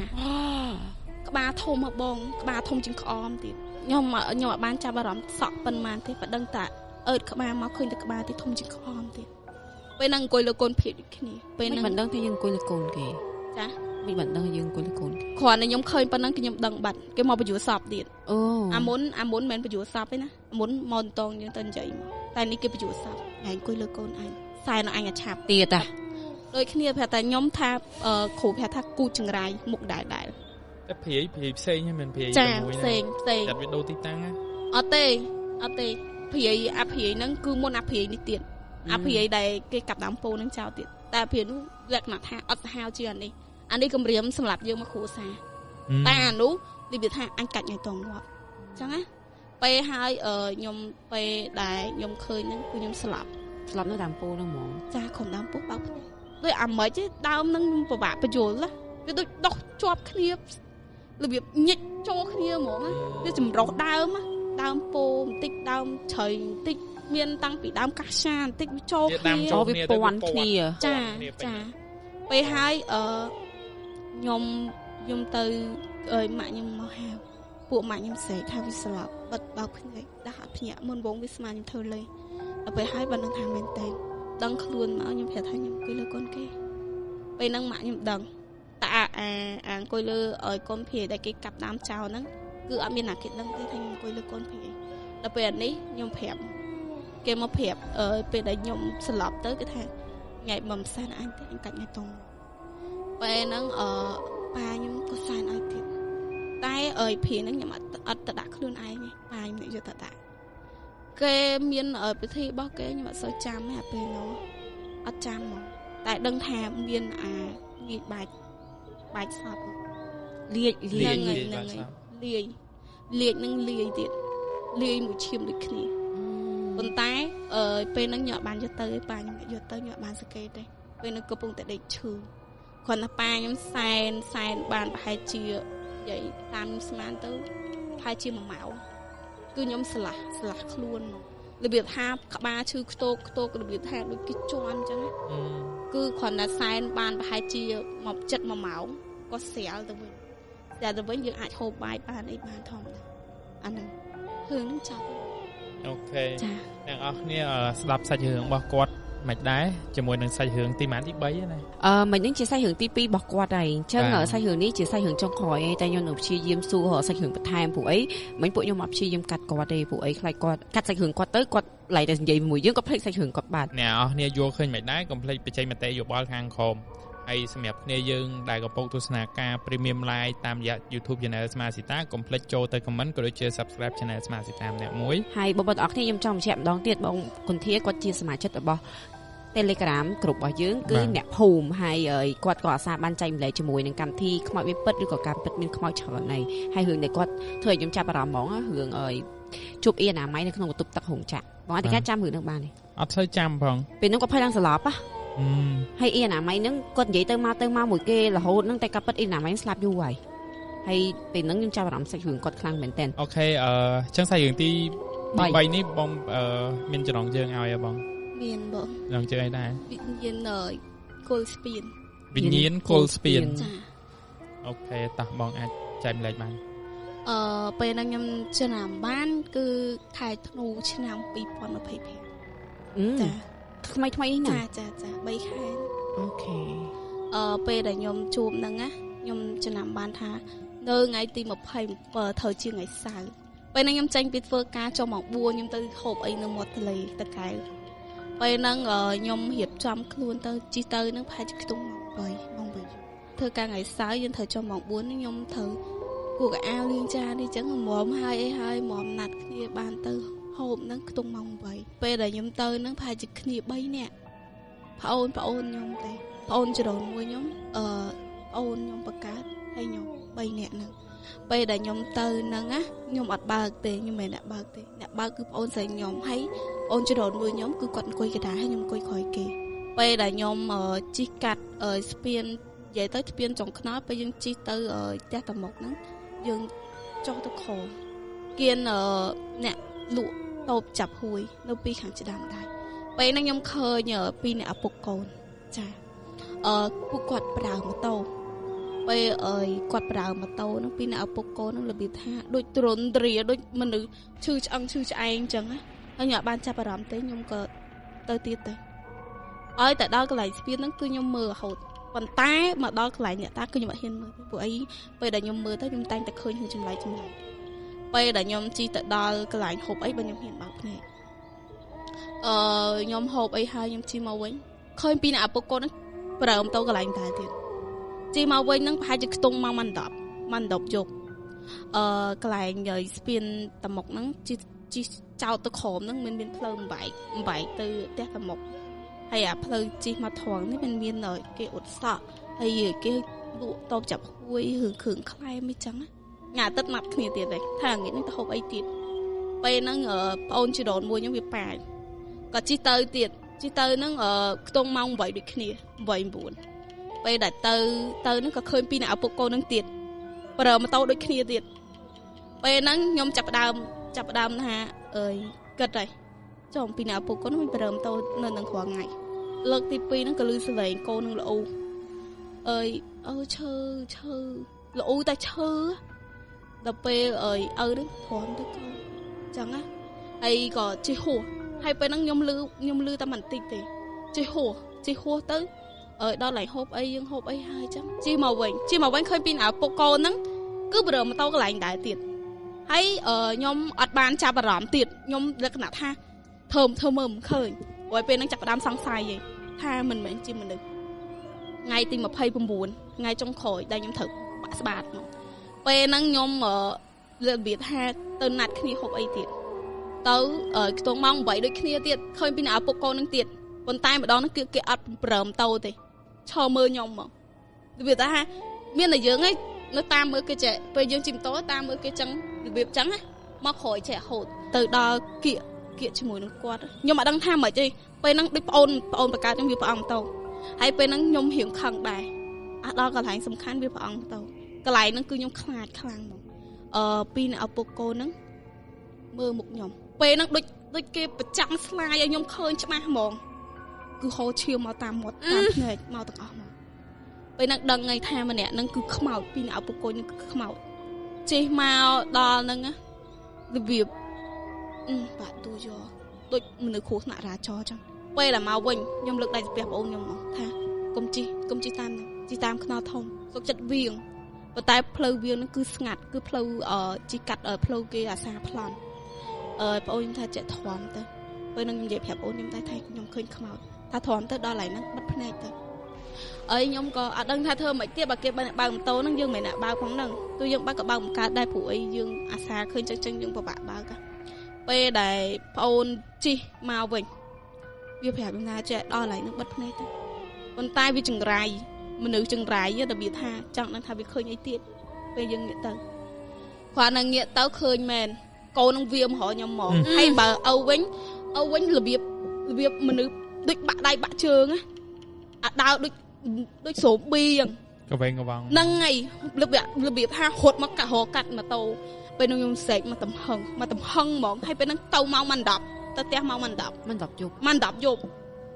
ពេលហ្នឹងខ្ញុំសេកថាបុកអីរបៀបចឹងណាប្អូនខ្ញុំវាស្លន់ពេលហ្នឹងរបៀបថាចង់ដួលម៉ូតូចង់គ្រោះថ្នាក់កន្លែងនេះទៀតពេលហ្នឹងខ្ញុំសេកតតែរបៀបហាប់អូនខ្ញុំវាស្លន់ណាវាថាកុំសេកគ្មានស្អីទេបិទភ្នែកទៅពេលហ្នឹងខ្ញុំសបាត់បិទភ្នែកហើយខ្ញុំអត់ដឹងថាកន្លែងហ្នឹងវាមានរឿងអីខាត់ឡើងទេខ្ញុំអត់ដឹងទេហើយខ្ញុំក៏ព្រលឹមឡើងខ្ញុំសុំម៉ែទៅស្រោចទឹកហ្នឹងថាខ្ញុំឃើញខ្មោចរបៀបចឹងណាពេលហ្នឹងខ្ញុំក៏ស្រោចទឹកស្រោចអីទៅប៉ុន្តែខ្ញុំលែងទៅហូបអីដល់ម៉ោង8ម៉ោង9យប់ហើយបើដល់ម៉ោងហ្នឹងពេលដែលខ្ញុំរួចដៃពីការងារផ្ទះគឺខ្ញុំសុកចិត្តដេកផ្ទះខ្ញុំអត់ដើរទៀតទេវាខ្លាចហ្មងហើយខ្ញុំអត់ដឹងថាកន្លែងហ្នឹងវាមានរឿងអីកាត់ឡើងព្រោះអីម្លងពេលដែលមានរឿងអីនៅហ្នឹងខ្ញុំអត់នៅខ្ញុំទៅនៅពេញហ្នឹងខ្ញុំធ្វើការរោងចក្រនៅពេញខ្ញុំទៅតែមកទេមកពីពេញមកនៅស្រែបាន1ខែ2ខែនេះទេអូនខ្ញុំវាធ្លាប់ផ្្លាត់មាត់និយាយថាមានគេគ្រោះថ្នាក់នៅនឹងតែដឹងថាម៉ានអ្នកអីបុកអីអត់ដឹងទេបានតែនិយាយតែប៉ុណ្្នឹងមកខ្ញុំដឹងថាពីអ្នកឪពុកគូហើយពេលដែលខ្ញុំគេងទៅក៏យល់សប្ថាពីអ្នកឪពុកកូនហ្នឹងថាពិបាកនៅណាល្ងាពិបាកហើយកូននឹងថាឃ្លានរហូតពេលហ្នឹងខ្ញុំក៏របៀបថាយើងអាណិតរៀបចំបាយរៀបចំហូបយុទ្ធវត្តអត់ទិកសលឲ្យទូខ្ញុំអត់ដឹងឈ្មោះគេដែរវិញអត់ទិកសលឲ្យដែរថាអ្នកដែលគាត់មករកខ្ញុំអីចឹងណាអ្នកដែលធ្លាប់មកលងខ្ញុំប្រហែលថ្ងៃហ្នឹងណាខ្ញុំក៏ទិកសលទៅគាត់ថាអ្នកមានគ្រោះថ្នាក់អីក៏ដោយសូមឲ្យមកទទួលអ្នកផលកសលផលបនដែលខ្ញុំធ្វើនេះផងឲ្យបានទទួលទាំងឪទាំងកូននឹងបានទទួលហើយឲ្យទៅកាន់សុគតិភពទៅហើយខ្ញុំអត់ដឹងមិនទៀតព្រោះអីនិយាយទៅលែងយល់សប្តិលែងអីហើយយើងធម្មតាមកចឹងនេះជាសាច់រឿងទី3ទៅចាបាទមើលទៅបងដូចជាជួបជាមួយនឹងរឿងអមនុស្សនឹងច្រើននេះដោយកន្លែងឬក៏អាចដឹងឮថាកន្លែងខ្លះអាចនឹងមានអមនុស្សហ្មងដោយកន្លែងចាតែពីច្រើនអត់តែសូវប្រឡូងខ្លួនឯងខ្ញុំស្ដាប់រឿងគាត់ច្រើនមកអានិកាខ្ញុំគិតថាគាត់តែងតែប្រឡូងខ្លួនឯងថាមនុស្សទេហ្នឹងហើយដូចរបៀបថាជួបលើកដំបូងថាមនុស្សរហូតគាត់អត់ដែលគិតថាអូជួបលើកទី1គាត់គិតថាជាអមនុស្សហ្មងទេមានសំណួរដែរសម្រាប់ស្លៀមពាក់ឪពុកកូនហ្នឹងគឺស្លៀមពាក់បែបម៉េចគាត់ឃើញម៉ានដងស្លៀមពាក់ដែរម៉ូតូដែរឬក៏មកបែបណាបើនិយាយកូនវិញពាក់អាវបកងពាក់អាវក្លាបកងបើឪវិញអាវបសម៉ូតូអីគេដឹងហ៎អត់ដឹងទេពេលហ្នឹងចាប់អារម្មណ៍ថាមុខពីអ្នកឪពុកកូនហ្នឹងហើយក្នុងប្រហែលដង 4-5 ដងហ្នឹងគឺស្លៀមពាក់បែបហ្នឹងដដែលចាដដែលបើទៅកូនហ្នឹងប្រហែលជានៅអាយុប៉ុន្មានបើតាមខ្ញុំស្មានប្រហែលជាល្បាក់9ឆ្នាំ 4 ឆ្នាំទូហ្នឹងទូញ៉ែហ្នឹងចា អូខេអ្នកនរគ្នានេះគឺជាសាច់រឿងទី3ហើយខ្ញុំគិតថាប្រហែលជាអ្នកនរគ្នាភ្លេចសាច់រឿងអ៊ីណាម៉ៃដែរអញ្ចឹងខ្ញុំចង់ឲ្យបង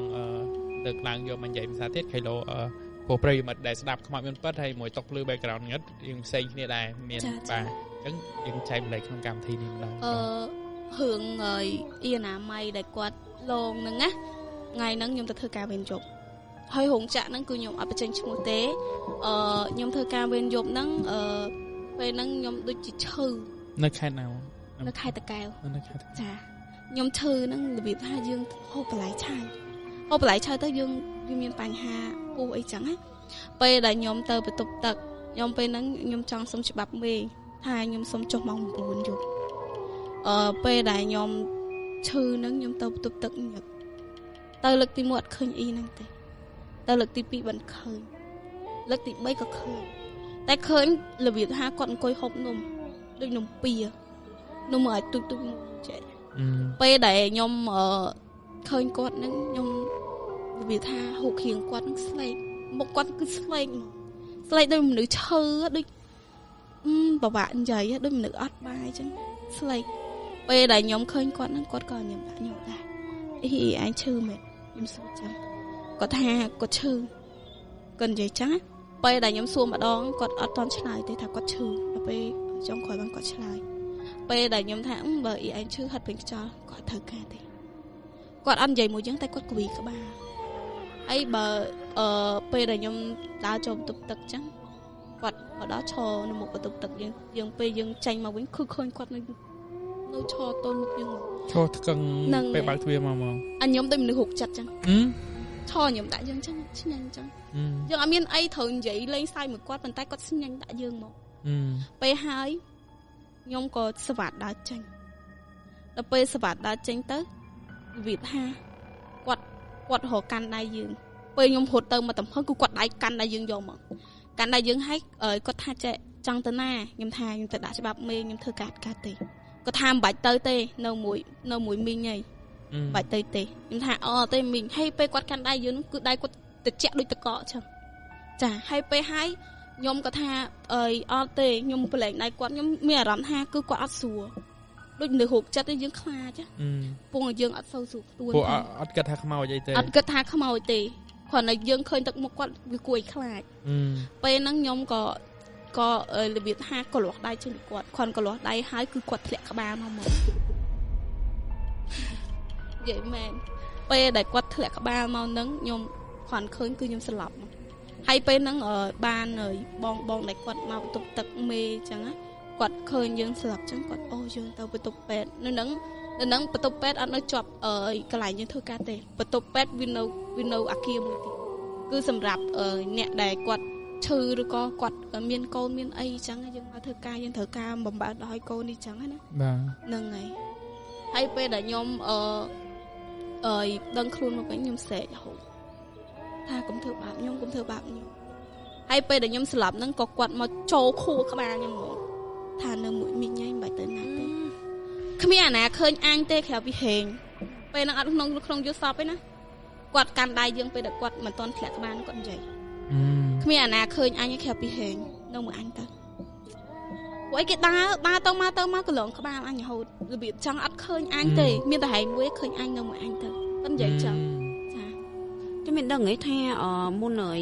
អ៊ីណាម៉ៃគាត់បានស្លាប់ពីមូលហេតុអីដែរគាត់ខ្យល់កស្លាប់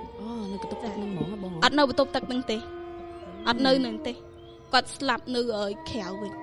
ប៉ុន្តែគាត់នៅតែសម័យថាគាត់នៅធ្វើការចាប៉ុន្តែពេលគាត់មករបៀបថាតាមខ្ញុំស្មានណាពេលគាត់មកអត់មានអាណាគេនិយាយហៅគាត់ហើយតម្រាំតែគាត់នឹងតែគាត់ស្លាប់ហ្នឹងគឺគាត់ចាំនៅនឹងរហូតមកចាតែអត់ដឹងថាឥឡូវហ្នឹងមិនអីព្រោះខ្ញុំបដូរអាគារពេលហ្នឹងខ្ញុំសុំគេពីវេនយប់នៅអាគារ3មកវេនថ្ងៃអាគារ1ដូរអាគារឲ្យដូរវេនទៀតចាដូរវេនដោយសារខ្លាចពេកខ្លាចដូរមកអាគារ1ហ្នឹងហើយក៏អត់រួចទៀតជួបជាមួយនឹងជាងម៉ាស៊ីនដែលគាត់គ្រោះថ្នាក់ចរាចរណ៍ស្លាប់ចាសុំជាងម៉ាស៊ីននឹងទីមួយព្រោះអីជាងម៉ាស៊ីនហ្នឹងវាអត់តបាននិយាយជាងម៉ាស៊ីនហ្នឹងគេដូរឲ្យយើងមក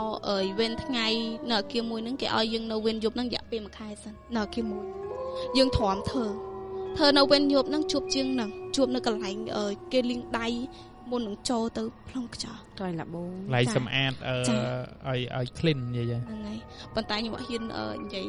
detail ខ្លាំងពេក បាទអី ពេលដែលខ្ញុំមកបន្ទប់ទឹកឃើញគាត់ដើរគាត់ញ៉ាំដាក់យើងធម្មតាដូចមនុស្សឃើញគ្នាញ៉ាំរាក់ទាក់អីធម្មតាហើយខ្ញុំក៏ញ៉ាំដាក់គាត់អីធម្មតាដល់ពេលមកវិញដើរដល់កន្លែងហូបទឹកឃើញទៀតឃើញគាត់នៅ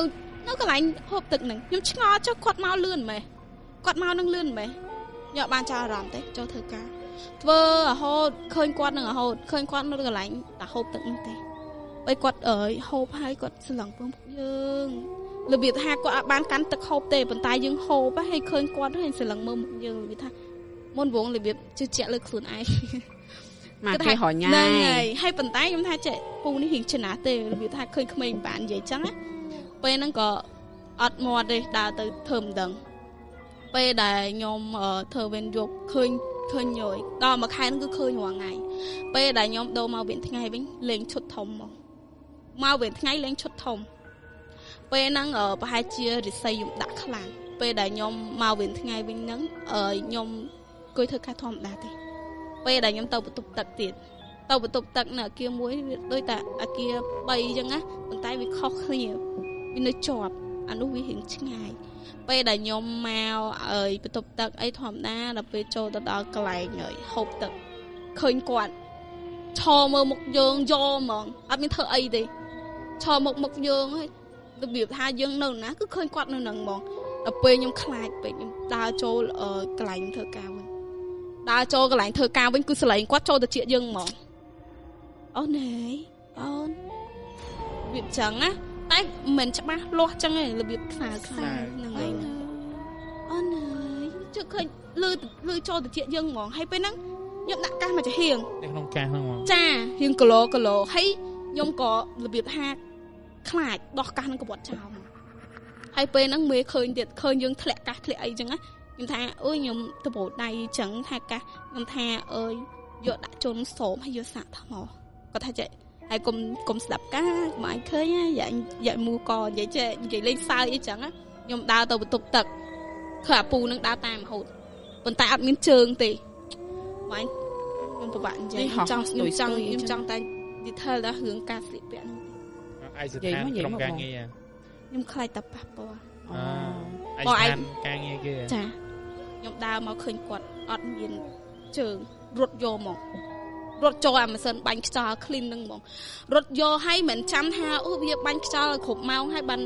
បានហត់ចេញក្រៅគូរុញយកហ្មងរុញទាំងលំអៀអនាម័យនៅក្រៅក៏សួរថាកាត់អីគេខ្ញុំថាខ្ញុំឃើញខ្មោចដើរញាប់ទៅក៏ទៅដល់កន្លែងខ្ញុំហ្នឹងក៏ឃើញមេខ្ញុំឈរនៅនឹងឈាត់ចកេះឈរមើលថាចំហេហើយទៅបន្ទប់ទឹកមកភ្លើទេហើយមកវិញថ្ងៃទៅលឿន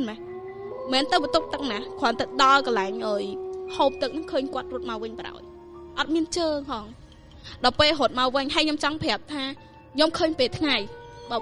បើសម្រាប់បងប្អូនបើអត់ជឿឬក៏មិនក៏តាមបងប្អូនសាំងឥណ្ឌាជាប្រវត្តិចែកចម្លែកហ្នឹងហើយគ្រាន់តែចែកចម្លែករឿងរបស់ខ្ញុំជួបផ្ទាល់ហើយខ្ញុំឃើញនៅពេលថ្ងៃរបៀបថាពេលដែលឃើញហើយខ្ញុំក៏ប្រាប់ប្រធានខ្ញុំថាមេខ្ញុំអត់កើតទេខ្ញុំសុំមេទៅពេទ្យហ្មងទៅពេទ្យអាបន្ទប់ពេទ្យព្រោះអីធ្វើនៅក្នុងរោងចក្រហ្នឹងគឺឃើញជាងនឹងឥឡូវសុំគេទៅពេទ្យដល់ពេលសុំគេទៅពេទ្យមេសួរហេតុផលខ្ញុំប្រាប់គាត់តាមត្រង់ថាខ្ញុំឃើញខ្មោចពេលហ្នឹងមេគាត់អត់ចង់សញ្ញាឲ្យទៀតគាត់អត់ជឿពេលហ្នឹងខ្ញុំក៏អង្វរគាត់មែនតើដល់ថ្នាក់និយាយម៉ាត់គឺលុតជង្គង់ហ្មងលុតជង្គង់អង្វរមេហ្មងហើយមេគាត់របៀបថាគាត់វាភ្ញាក់គាត់ក៏ព្រមសញ្ញាឲ្យគាត់ដើរទៅពេទ្យហ្នឹងគឺរបៀបថាដូចមនុស្សដើរតាមក្រោយខ្នងអញ្ចឹងតែពេលហ្នឹងអត់មានមនុស្សទេគេវក់ធ្វើការគឺដើរឃើញតែខ្ញុំម្នាក់ហើយអ៊ីអនាម័យក៏គាត់នៅបោកអីនៅគៀនហ្នឹងប៉ុន្តែអត់ឮសលេងថាគាត់ដើរមកញាប់ចឹងទេដូចទប់ក្រោយខ្នងហ្មងហើយពេលដែលខ្ញុំដើរចេញពីរោងចក្រហ្នឹងណាពូហ្នឹងឮលក្ខណៈឲ្យឃើញស្មៅកដាថ្ងៃហ្មង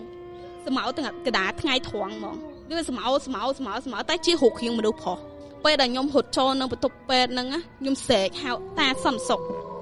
អូជួយកូនផងខ្មោចលងអូនឹងគាត់មកទៀតម៉ែណាម៉ែគាត់សួរថានៅណាខ្ញុំអោបម៉ែឡើងជាប់អូនឹងគាត់សូត្រ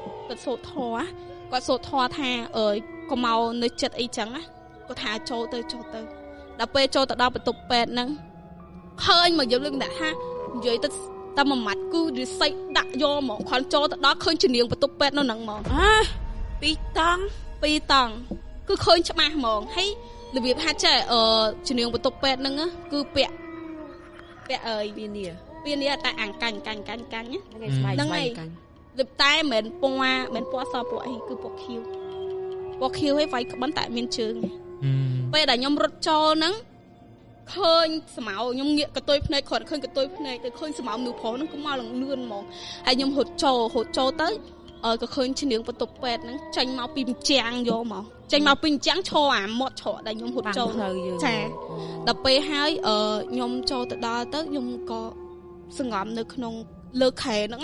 តែស្រែករហូតខ្ញុំស្រែករហូតតែពេលហ្នឹងខ្ញុំអត់ដឹងថាខ្លួនឯងកំពុងតែស្រែកទេខ្ញុំស្រែកឡើងផ្លាត់ហ្មងហើយហ្នឹងហើយម៉ែសូម្បីតែពេទ្យក៏គាត់ឆ្ងល់ដែរថាមានអីពេលដែលគាត់ចោតបានមកចឹងដឹងមិនខែពេទ្យខ្ញុំហ្នឹងគឺនោះជាប់ប្អួចហើយប្អួចហ្នឹងបើកទៀតគាត់នៅឈរគិនប្អួចហ្នឹងហ្មងរបៀបថាអត់មុខគាត់ស្អាតបានប៉ុន្តែស្លេកខ្លាំងហ្មងដូចមនុស្សអស់ឈាមមកលីងហ្មងណាអីពេលដែលខ្ញុំស្រែកហ្នឹងខ្ញុំប្រាប់ថាម៉ែអើយម៉ែបិទប្អួចបិទទាញយ៉ាងណងបិទហ្មងទៅដល់ពេលហើយម៉ែក៏សួរថាមាននឹងអីម៉ែអើយបើម៉ែអញអីស្រឡាញ់កូនណាស់កូនម៉ែអញបិទទៅគេឈរនៅហ្នឹងខ្ញុំអត់ហ៊ានទេឃើញជំនាញបន្ទប់ពេទ្យហ្នឹងដើរចូលមកចុងជើងខ្ញុំហើយដើរទៅកន្លែងប្អួចហ្នឹងទៀតចង្អុលឲ្យចាញ់ចោលដេញម្នាក់ប្រុសហ្នឹងចាហើយមនុស្សប្រុសហ្នឹងអត់មានអីច្រើនទេគ្រាន់តែគេអត់មានហើបមាត់ហើបអីតែខ្ញុំអត់បានមើលទេប៉ុន្តែអានេះខ្នើយពីរខ្ញុំយកខ្ទប់បជាសងខាងហើយខ្ទប់ភ្នែកហ្មងហើយពេលហ្នឹងផ្អើតាំងចិនអ្នកបកប្រែនិយាយទៅប្រធាននេះបនគឺមកមើលខ្ញុំទាំងអស់ហើយពេលដែលខ្ញុំប្រាប់គាត់ទៅប្រាប់ភិនភាកគាត់ទៅបានដឹងថាអូម្នាក់ហ្នឹងជាងគ្រោះថ្នាក់ចរាចរណ៍ស្លាប់ជិះម៉ូតូធំគេគប់ដុំថ្មពីក្រោយគេគុំណាគេគប់របៀបថាគេគប់ឲ្យស្លាប់ហ្មងគាត់គប់ចំកញ្ចឹងកគាត់បុកស្ពានស្លាប់យកហ្មងពេលហ្នឹងខ្ញុំក៏របៀបថាមេក៏ប្រាប់ថាដកខ្នើយចេញទៅឮសលេងគេទៅជាអាណិតគេវិញអាណិតគេនិយាយមកយើងថាចេះជួយធ្វើបុណ្យឲ្យគេផងគេវ៉ាក់ណាវាចឹងណាមកសុំបុណ្យហ្នឹងហើយមកសុំបុណ្យហើយពេលដែលខ្ញុំឮហ្នឹងខ្ញុំប្រាប់ខ្ញុំនិយាយថាទៅខ្ញុំធ្វើបុណ្យឲ្យចឹងមិនប្រាប់តាំងដំបូងនេះតាមគ្នាឡើងចង់ឈួតវិស័យវិសាទអស់ប្រាប់ឈ្មោះទៀតឲ្យយើងធ្វើបុណ្យប្រាប់ឈ្មោះទៀតឈ្មោះរត់ធ្វើបុណ្យខ្ញុំផងអូខ្លាចធ្វើបុណ្យអត់ដល់ទៀតចាហើយពេលហ្នឹងគាត់ក៏ផ្ដាំរបៀបថាស្លេងចូលមកទៅជាយើងហ្មងដូចមនុស្សដាក់កាសចឹងប៉ុន្តែលើខ្សៅថាប្រាប់សង្សារចាស់គាត់ផងឲ្យជួយធ្វើបុណ្យគាត់ផងចាវាចឹងណាហើយខ្ញុំក៏ថាអូខេឥឡូវខ្ញុំតែមានដឹងថាសង្សារគាត់នៅគេដឹងអ្នកធ្វើការជាមួយខ្ញុំដែរដូចគ្នាប៉ុន្តែគាត់អត់ដែរនិយាយរឿងហ្នឹងប្រាប់ខ្ញុំទេហើយខ្ញុំក៏ប្រាប់គាត់ទៅគាត់រៀងសក់ដែររបៀបថាភ្ញាក់មិនដឹងថាសង្សារគាត់ឈ្មោះអីចឹងរបៀបចឹងពេលហ្នឹងខ្ញុំក៏ប្រាប់គាត់ថាឲ្យជួយធ្វើបុណ្យគាត់ផងពេលហ្នឹងសង្សារគាត់ហ្នឹងមុំតែកាត់ចិត្តពីគាត់ហ្នឹង4ឆ្នាំគូយំរហូតរបៀបថាមនុស្សនៅស្នោប៉ុន្តែឥឡូវគាត់កូនមួយគាត់មុំតែម្នាក់ចិត្តយកអ្នកថ្មីគឺពិបាកខ្លាំងខ្ញុំអតិកសលខ្ញុំទៅធ្វើបុណ្យនៅវត្តពោធិសួស្ដីហើយគេហៅវត្តថ្មីគេហៅវត្តបថុយហ្នឹងហើយអតិកសលឲ្យគាត់ទៅដល់ពេលយប់ឡើងក៏យល់សប្ឃើញគាត់ហ្នឹងមកអរគុណដល់ផ្ទះហើយស្លៀកពាក់មកស្អាតបាតហ្មងហើយខ្ញុំដាក់យើងថាអរគុណច្រើននេះតែបានធ្វើបុណ្យឲ្យគេបានទទួលអីចឹងណាចាហើយអត់បានជួបទៀតទេក៏ចានឹងប្រើប្រាស់ជីវិតរស់នៅធម្មតាចាធម្មតាចាខ្ញុំមានអារម្មណ៍ថាបងគុនធីគាត់ដូចអ្នកប្រស្រ័យតាក់តងនឹងការគេសុំកម្ចីបននេះហ្នឹងដោយសារគាត់នេះកាត់មកស្អីពីងពកឈៀងអីហ្នឹងហើយស្នំសបាពាក់ឈៀងហើយសោបអីគេនេះគាត់មើលបកត្រឡប់សាច់រឿងគាត់កើតមកអាយុ5ឆ្នាំគាត់ចាំថាគាត់ចាំជាតិបើពេលអាយុធំ8 9ឆ្នាំចាប់តាមឃើញអមនុស្សមកតរហូតដល់ឥឡូវហ្នឹងហើយជួបសុទ្ធតាសាហាវធំទៀតណាហើយគាត់តែងតែប្រឡប់ខ្លួនឯងរហូតថាជាមនុស្សទេហ្នឹងហើយតែឥឡូវនៅតែបន្តឃើញដូចដើមបន្តឃើញប៉ុន្តែលោកតាដឹងថាគាត់ធ្វើអីទេប៉ុន្តែយើងអាចឃើញបានតែធំកតុយភ្នែកទេតែបើ ពេលខ្លះវាស្អីខ្ញុំដាក់គឺឃើញច្បាស់ដូចថ្ងៃឃើញដល់ថ្ងៃទៀតចារបៀបថាខ្ញុំចង់អាលុបការឃើញអមនុស្សហ្នឹងណាក៏ប៉ុន្តែអត់ដឹងធ្វើមិនគេមានវិធីទេគេនិយាយចឹងគេថាអត់មានវិធីទេមានតែទទួលយកទៅចាព្រមទទួលយកទៅតែបើអត់ឲ្យឃើញមកគឺអត់កើតខ្ញុំអត់ចង់ឃើញទេឃើញគឺអត់សុបាយចិត្តហ្មងពេលឃើញតែមានរឿងបងអធិការសុបាយចិត្តអត់ចឹងឯណាសុបាយចិត្តឃើញវាមិនឃើញស្អីស្អាតប្រុសស្អាតអីណាចាតែបើឃើញមកប្រាប់ថាឥឡូវមានកណ្ណប់លាក់ទុកនេះអីនេះចាមានអារម្មណ៍ថាចង់មិននិយាយទេទោះមានកណ្ណប់ក៏យកទៅប្រាប់បងប្អូនខ្លួនឯងដែរអត់សុខចិត្តអត់ប្រាប់គេទេមែនតើបងខូចណាស់មិនណយទេឮតាមសាច់រឿងមកឬសុទ្ធតែអង្គុយនៅលើកូនអញតែអញបានស៊ីដែរហើយអារឿងកំណប់អីហ្នឹងធ្លាប់អាលុយ 5,000 ហ្នឹងបងចាំមកបាន 5,000 ពេលតានីចង់ងាប់ហ្នឹងហើយចង់បកសាច់រឿងហ្នឹងណែថែមតិចទៀតថែមសាច់រឿងហ្នឹងដោយសារចេះគាត់គិតថាគាត់ធ្លាប់និយាយហើយគាត់អត់ចង់និយាយទៀតចឹងតែដល់ពេលពីប្រិយមិត្តយើងខុសគ្នាស្ដាប់ខុសគ្នាហើយព្យាយាមនិយាយ detail ដដែលមកដូចនៅពេទ្យអនាម័យមិញនិយាយបានតែបន្តិចទៅពេលយើងស្ដាប់យូរចឹងអាលុយនេះគឺប្រាប់ detail មកវិញមកណាចាការខ្ញុំមានរឿងនឹងកាត់ឡើងខ្ញុំទៅហ៊ានក្រែសាលាការ៉េខ្ញុំឲ្យបញ្ចេញឈ្មោះទេចាបងនៅកំពង់មូលតកែវយើងហ្នឹង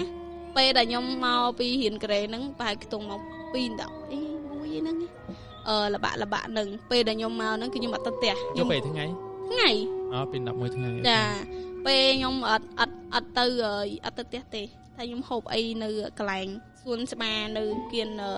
ពេទ្យតកែវពេទ្យធំមកខ្ញុំអង្គុយនៅនឹងហើយ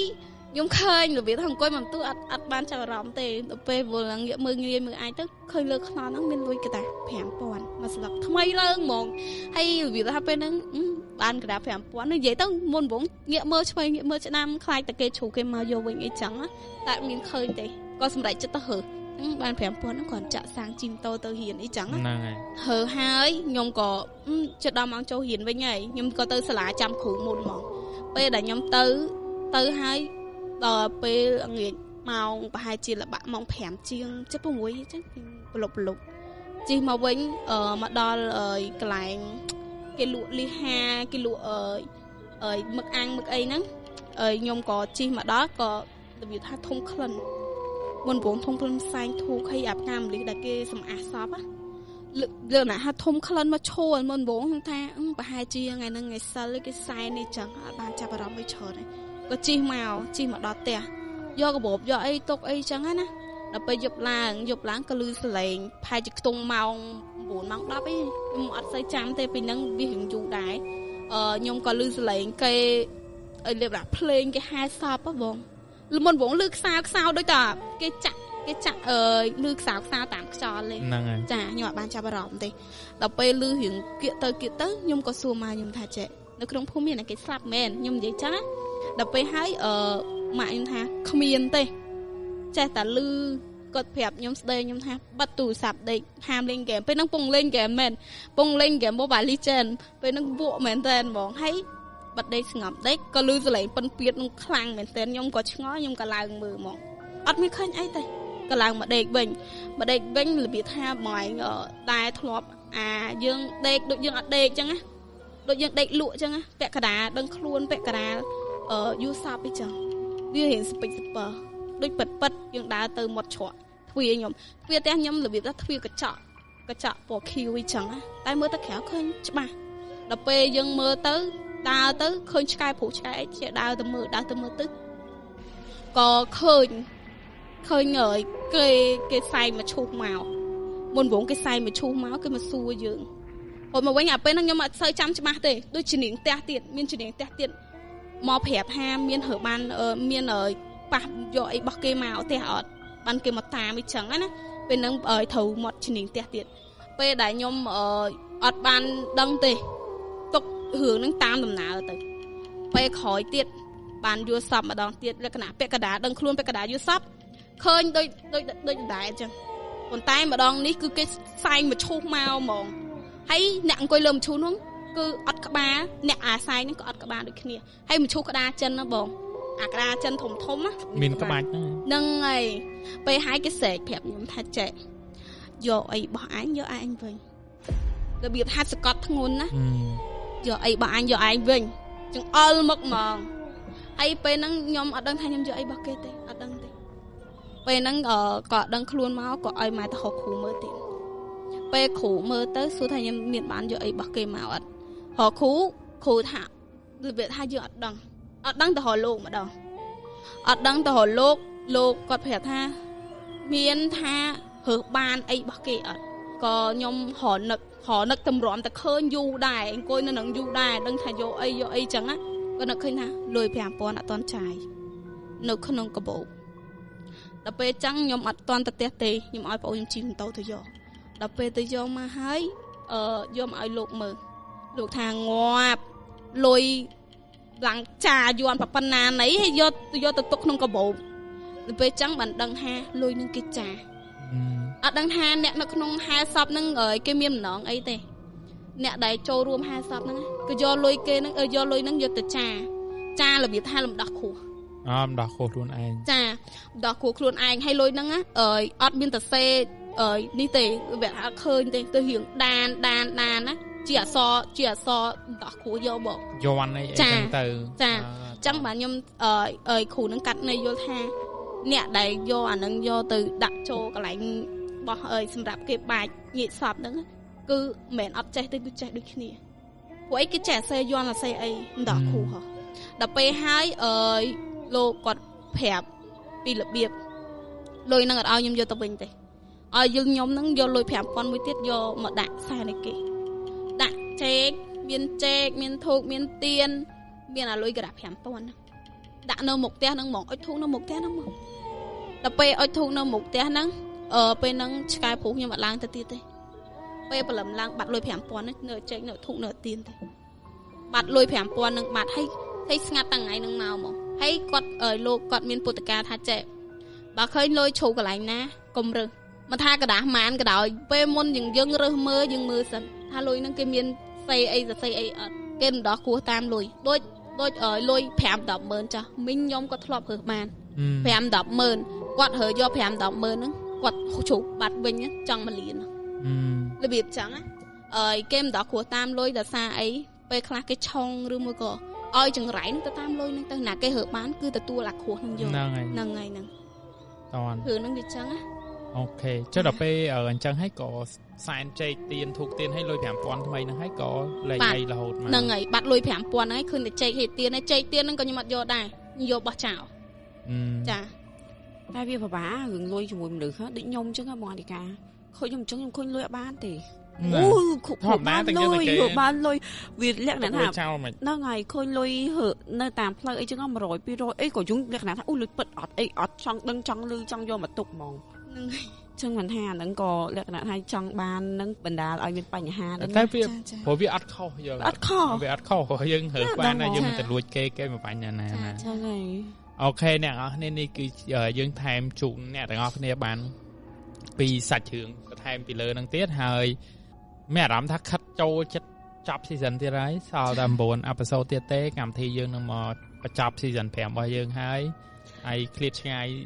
ប្រហែលជាយូរដែរបាទចឹងសង្ឃឹមថាបងៗទាំងអស់គ្នានឹង enjoy ជាមួយនឹង episode ចុងក្រោយរបស់យើងតទៅចាប់ពីថ្ងៃនេះទៅយើងនឹងរាប់ថយក្រោយរយៈពេល9សប្តាហ៍ទៅមុខទៀតគឺពួកយើងនឹងប្រហែលជាផ្អាកជាមួយនឹងកម្មវិធីតុកភ្លឺ background ងឹតហើយសម្រាប់ថ្ងៃត្រឡប់មកវិញក៏យើងអត់ទាន់ដឹងថាថ្ងៃណាដែរសេតលើអារម្មណ៍បងអធិការខ្ញុំចេះចង់ហើយសំខាន់sponsor របស់យើងអូខេជាមួយ sponsor របស់យើង Smart ដែរហើយកុំភ្លេចបងៗទាំងអស់គ្នាចូលទៅ subscribe ជាមួយនឹង channel Smart ហើយខ្ញុំសូមសតអោតិចបងៗទាំងអស់គ្នាសម្រាប់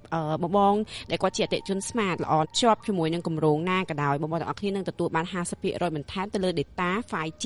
សម្រាប់ថ្ងៃផុតកណត់គឺថ្ងៃទី31ខែមីនាឆ្នាំ2026អូខេសម្រាប់កម្មវិធីយើងគ្រាន់តែជាកម្មវិធីកំសាន្តបែបរន្ធត់តែប៉ុណ្្នឹងទេអញ្ចឹងអ្នកនរគ្នាស្ដាប់យកជាបទពិសោធន៍ទៅឬមួយក៏ស្ដាប់ជាការកំសាន្តក៏ដល់អារម្មណ៍ក្នុងឡុងពេលធ្វើការអញ្ចឹងទៅនៅថ្ងៃហើយខ្ញុំក៏ចង់សុំទោសទៅបងដែលគាត់ជា fan តុកភ្លឺដែរភាគច្រើន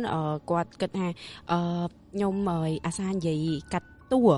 ឡូវហ្នឹងខ្ញុំលែងសូវហ៊ានចង់និយាយកាត់តួហើយខ្ញុំព្យាយាមឲ្យគាត់និយាយអស់ហើយចាំគាត់ឈប់បាទខ្ញុំត្រឡប់ទៅសួរវិញព្រោះដោយសារតែពេលដែលខ្ញុំស្ដាប់ហ្នឹងខ្ញុំស្ដាប់ចូលកាសអញ្ចឹងតែកន្លែងណាដែលខ្ញុំឆ្ងល់គឺខ្ញុំចាប់ផ្ដើមសួរហើយពួកអីខ្ញុំខ្លាច